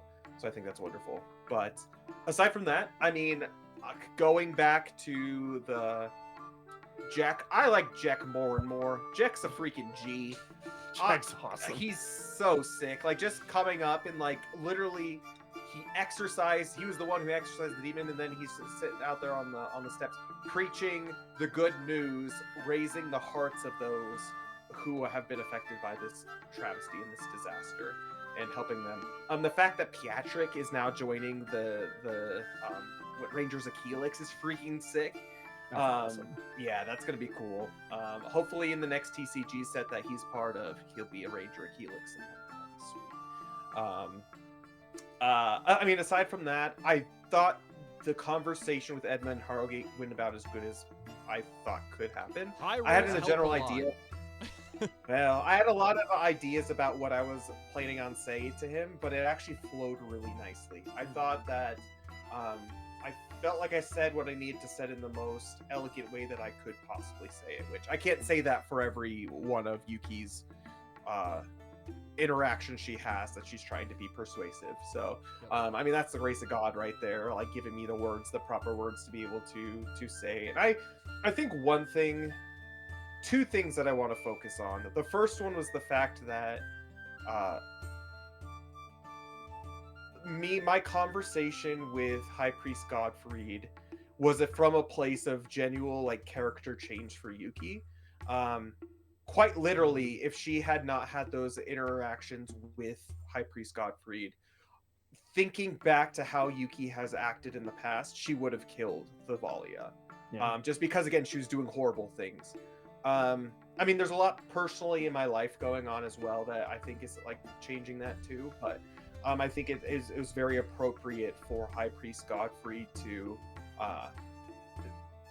be that vessel for Yuki for change. And so hopefully she does change and continue to be a little bit more seeing the value in people and having a little bit of that humility as opposed to that battle lust that she used to have before. She's becoming a lot less bitter of a being, which I think is great. And I think that there's just a lot of that in my life too. Going to the second point that I want to mention, part of the reason why I actually decided to like give the axe to Zill, long story short, because don't get me wrong, Yuki wanted that sword. Having freaking two legendary weapons that could just destroy That's people. awesome. Having like a dark weapon and a electric weapon, as well as like her frost stuff in her blade, that could have been freaking sick. Mhm. So cool. Not impossible that a sword I make for you isn't change it. There you go. It- I just thought it was a good like opportunity as well, though. Like for Zill, I know that's been a quest he's been really working on. But one thing, my whole point about that is one thing I've been really like blessed with this game of Everlast itself. I've seen it in the time that we've been doing these last 5 years or however long, 4 years that we've been doing it. Oh my. It has been a very positive effect on my life. I think it's part of the reason why I believe in it so much, especially when I was in Japan during the time that I was living in Japan. I was at kind of the lowest of the lows. During that time, it was during all the COVID stuff. I couldn't do anything. Like I was pretty much forbidden from doing anything based on my school. And I was in a place where I was just not doing good. And even through this past year, which I've had my struggles in this past year too, adjusting to life back in America and basically re-changing my life, Everlast has been a consistent in my life and a positive one at that. And I think that decision to give that axe to Zill kind of stems from that. I think it's teaching me to be a little bit less selfish just in general in my life, because don't get me wrong, I wanted that freaking broadsword. But also knowing like the positive effects I can have on the party. I mean, like it's too good of an offer to pass up on, but I'm also trying to do my best. Like that's the one thing about Everlast is I say it every time, but I truly believe it has the ability to affect good and change in people's lives, not just because I believe that's the fact, but because it actually has happened to me. I think it's one of those things that has brought me closer to God in my relationship with Jesus Christ, and I just I believe in this game so much, and sessions like this too, where we have these deep, in-depth conversations about it, uh, about just the world and how what we're called to as humans here on this earth. And I mean, especially that ending scene with Zill as well, like the compassion that Zill has. Yes, he's not a pious, devout, Alomnia religion person like Luxalia is. Like, if anything, he's kind of far from it. He's naive to it, but at the same time, it's still that calling in his heart for charity, and still that calling in his heart to help those less fortunate than himself. I think that's beautiful because I think that's how everyone on this earth desires to be. There's a reason why I think there's a there's a common understanding of good and bad in the world. And I think at the bottom of it, it's God calling us to be better people and calling us to be like Jesus in a certain sense. So I think this game does an amazing job of helping you reflect on that. And I mean, you practice what you preach. You really do practice what you preach, which is so interesting why Connor, one of the most devout men that I know, playing a character like that. It's crazy to me. But hopefully there's some redemption there as well, you know? But I think that's one of the things I'm just so grateful for this game. And sessions like this just really kind of help me reflect on like how much I actually have changed in the time that I've started playing this game. So I'm grateful for it. Yeah. I'm happy to hear that. And hopefully it has similar impacts on those watching, that those who eventually play this game as well. One of the things that I've really appreciated about like this session specifically is we get to see like the progress and how like the decisions that you have made have led one thing to another to achieving the ultimate goal of this adventure is finding the people you need to find and gaining the keys. I feel like it's been like a long time coming, like 2 years during doing kind of like this quest. But we're at a point now where like this is our last session of 2024, and like as we move into 2025, like Everlast is going to become much bigger, just as a project, as a game, just like the world itself. Like hopefully it starts to kind of it's been a huge part of my life. Pretty much every opportunity that I can get, like I pretty much is like in the world of Everlast and getting like this world, the lore, the characters, like everything together. And I want to make it like as realistic as possible. Still fantasy, but like as realistic as possible, because I think that's obviously how you know we're drawn closer to what is real in our world. Is seeing real life experiences in the game and how we deal with them, the goods and the bads, but we can see from like an outsider's perspective of like how are people making their decisions and how is it ultimately impacting the progression of the game and whatnot. So yeah, it's really exciting. It's great. And I had a fun time with this. How did you guys think of Edmund Harrowgate? He's businessman first. I like him. Yeah, I was a little wary about him, but he's a man of compassion. At least that's what Yuki kind of took from it. You know, he's definitely interesting. It's like he's focused on what he's focused on, and like that's what he's driven by. But like if you can actually get him to pause, like that's received well by him, but it's hard to accomplish. Yep. He's a busy man. Kind of what like it's like what he said. He's like, okay, you've earned my time. Like after that first like introduction role about like who you are and kind of your purpose and your task, he's like, all right, okay, you've got my ear. Which is good. So, men in this world are driven by three things: I have all of them. wealth, ladies, and power, and I have all of them. That line was so funny. Dying. That's what everyone. That's why everyone wants to take from him. Like if people are like trying to like take his power, take his wealth, maybe take his women. I don't know. Who knows? But, yeah, he's an interesting character. Definitely. A busy guy, like as a like a merchant lord should be, I guess. But anything, Dane, before we do close things down for today? Anything else to? Yeah, so I'll be posting the schedule on Sunday as I usually do. This week was a little crazy, but I will be re-upping the schedule for the rest of this week. As far as streams go, Kyle's going to be continuing Final Fantasy VII, the remake, on Sunday night. Again, come join us for, Twin Blades of Eorzea, the new series that we are starting as a co-op series. So it's great because we got Coalforge Great Axe, which will eventually be coming in the new year, and then we got the Twin Blades of Eorzea eventually coming. So those two are kind of more focused for sure on the community and the conversation. Like the game's secondary, but it's still Y'all fun. know Cole and I's brand is we're bad at video games. I mean, Kyle and I aren't necessarily It's not the the best either. game. Yeah, but I mean, that's kind of what we're trying to build here at Fantasy Forge Studios, is that community, and I think streams like that are like the best ways to do, or some of the best ways to do so. But that'll be Monday, and come join us again, guys. We are giving away a Die Snacky box, which is absolutely amazing. We've reached our referral limit there, and so we'll be able to give one of those away. So you do have to be in stream to win that. Again, if you are a follower, you already have a raffle ticket made and put into the box. So I'll be like shaking and drawing like the old-fashioned way. I already have all 502 followers' names in that basket. I still need to go through. If you are a subscriber as well, you get extra tickets, and then obviously if you bought a box and said your name in the message, then you have extra tickets as far as that goes too. So that's pretty cool. You have a bigger opportunity to win a free Die Snacky box, which is awesome. They're really good Japanese sweets and treats. Speaking of which, I guess I'll just talk about our sponsor, Die Snacky. They're a small family business based in Tokyo, Japan.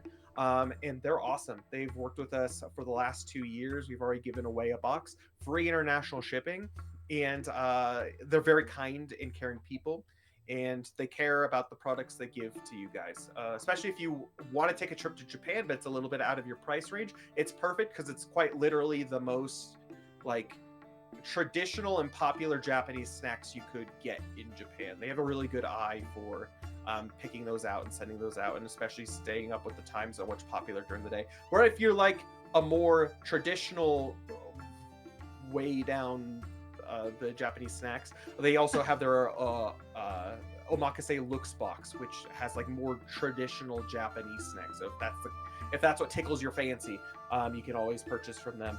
But yeah, we're gonna be giving one of those boxes away on Monday stream. Kyle's gonna be back on or Kyle and myself, I guess, are back on Tuesday with Adventures in Middle Earth Area Door Adventure. So we are streaming that next week.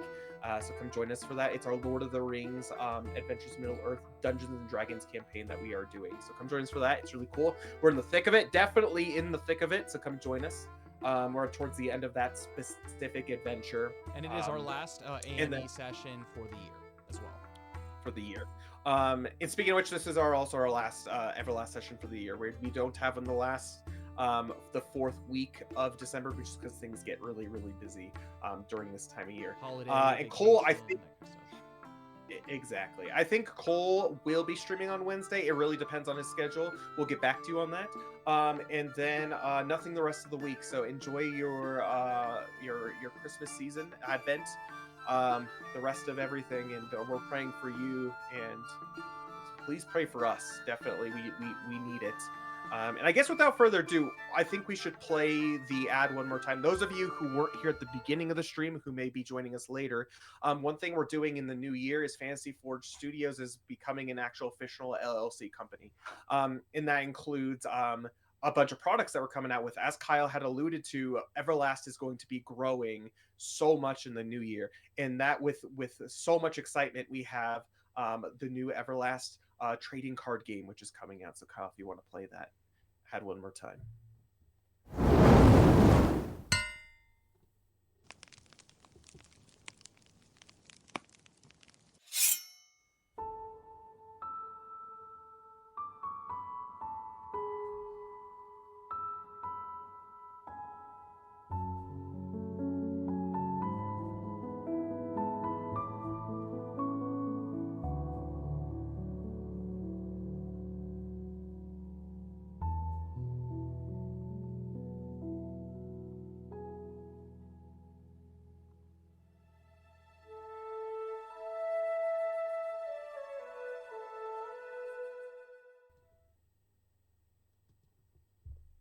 And with that, I think that's it.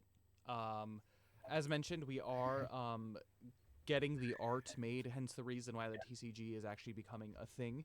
And a couple ways that you can help support us with that is we also do Coffee of the Realm, which has official Everlast art, and then we also have Fragrances of the Realm too, which I don't know if you've been seeing me smelling this candle, but it's coffee scented, so it's great. That also helps us to get the art, but we are actually doing something with that art at the moment as the tabletop RPG is being made.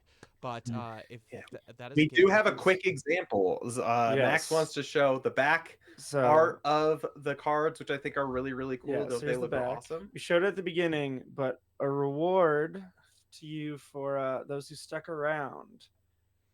Here's one of my current favorite cards in a deck I put together, the Rogue Executioner. Yeah. Oh, it's all black. It's hard to see, so but cool. there's a preview of what these things look They're like. really nice. They're super The nice. art looks so good. Yeah. So there's your reward for making it to the end of the stream and sticking through all the announcements. Yeah. I And love now it. back in the sleeve it goes and hide the beautiful design. Yeah, that's why you got to get the. That's why you have to get the clear sleeves. So I could just stick them in Yes. any deck and they look beautiful. But anyways, we will let you go. May Alomnia guide all of you. Actually, quickly, let's go ahead and pray. Might as well, all together as a community before we do end, especially with it being Advent and everything. Why not? In the name of the Father, the Son, and the Holy Spirit. Amen. O Jesus, my Savior and Redeemer, Son of the living God, behold, we kneel before you and offer you our reparation. We would make amends for all the blasphemies uttered against your holy name, for all the injuries done to you in the Blessed Sacrament, for all the irreverence shown towards your Immaculate Virgin Mother, for all the slanders spoken against your spouse, the Holy Catholic Church. O Jesus, who has said, if you ask the Father anything in my name, he will give it to you. We pray and beseech you for all our brethren who are in danger of sin. Shield them from every temptation to fall away from the true faith. Save those who are even now standing on the brink of the abyss. To all of them, give light and knowledge of the truth, courage and strength for the conflict with evil, perseverance in faith and active charity. For this do we pray, most merciful Jesus, in your name, unto God the Father, with whom you live and reign in the unity of the Holy Spirit, world without end. Amen.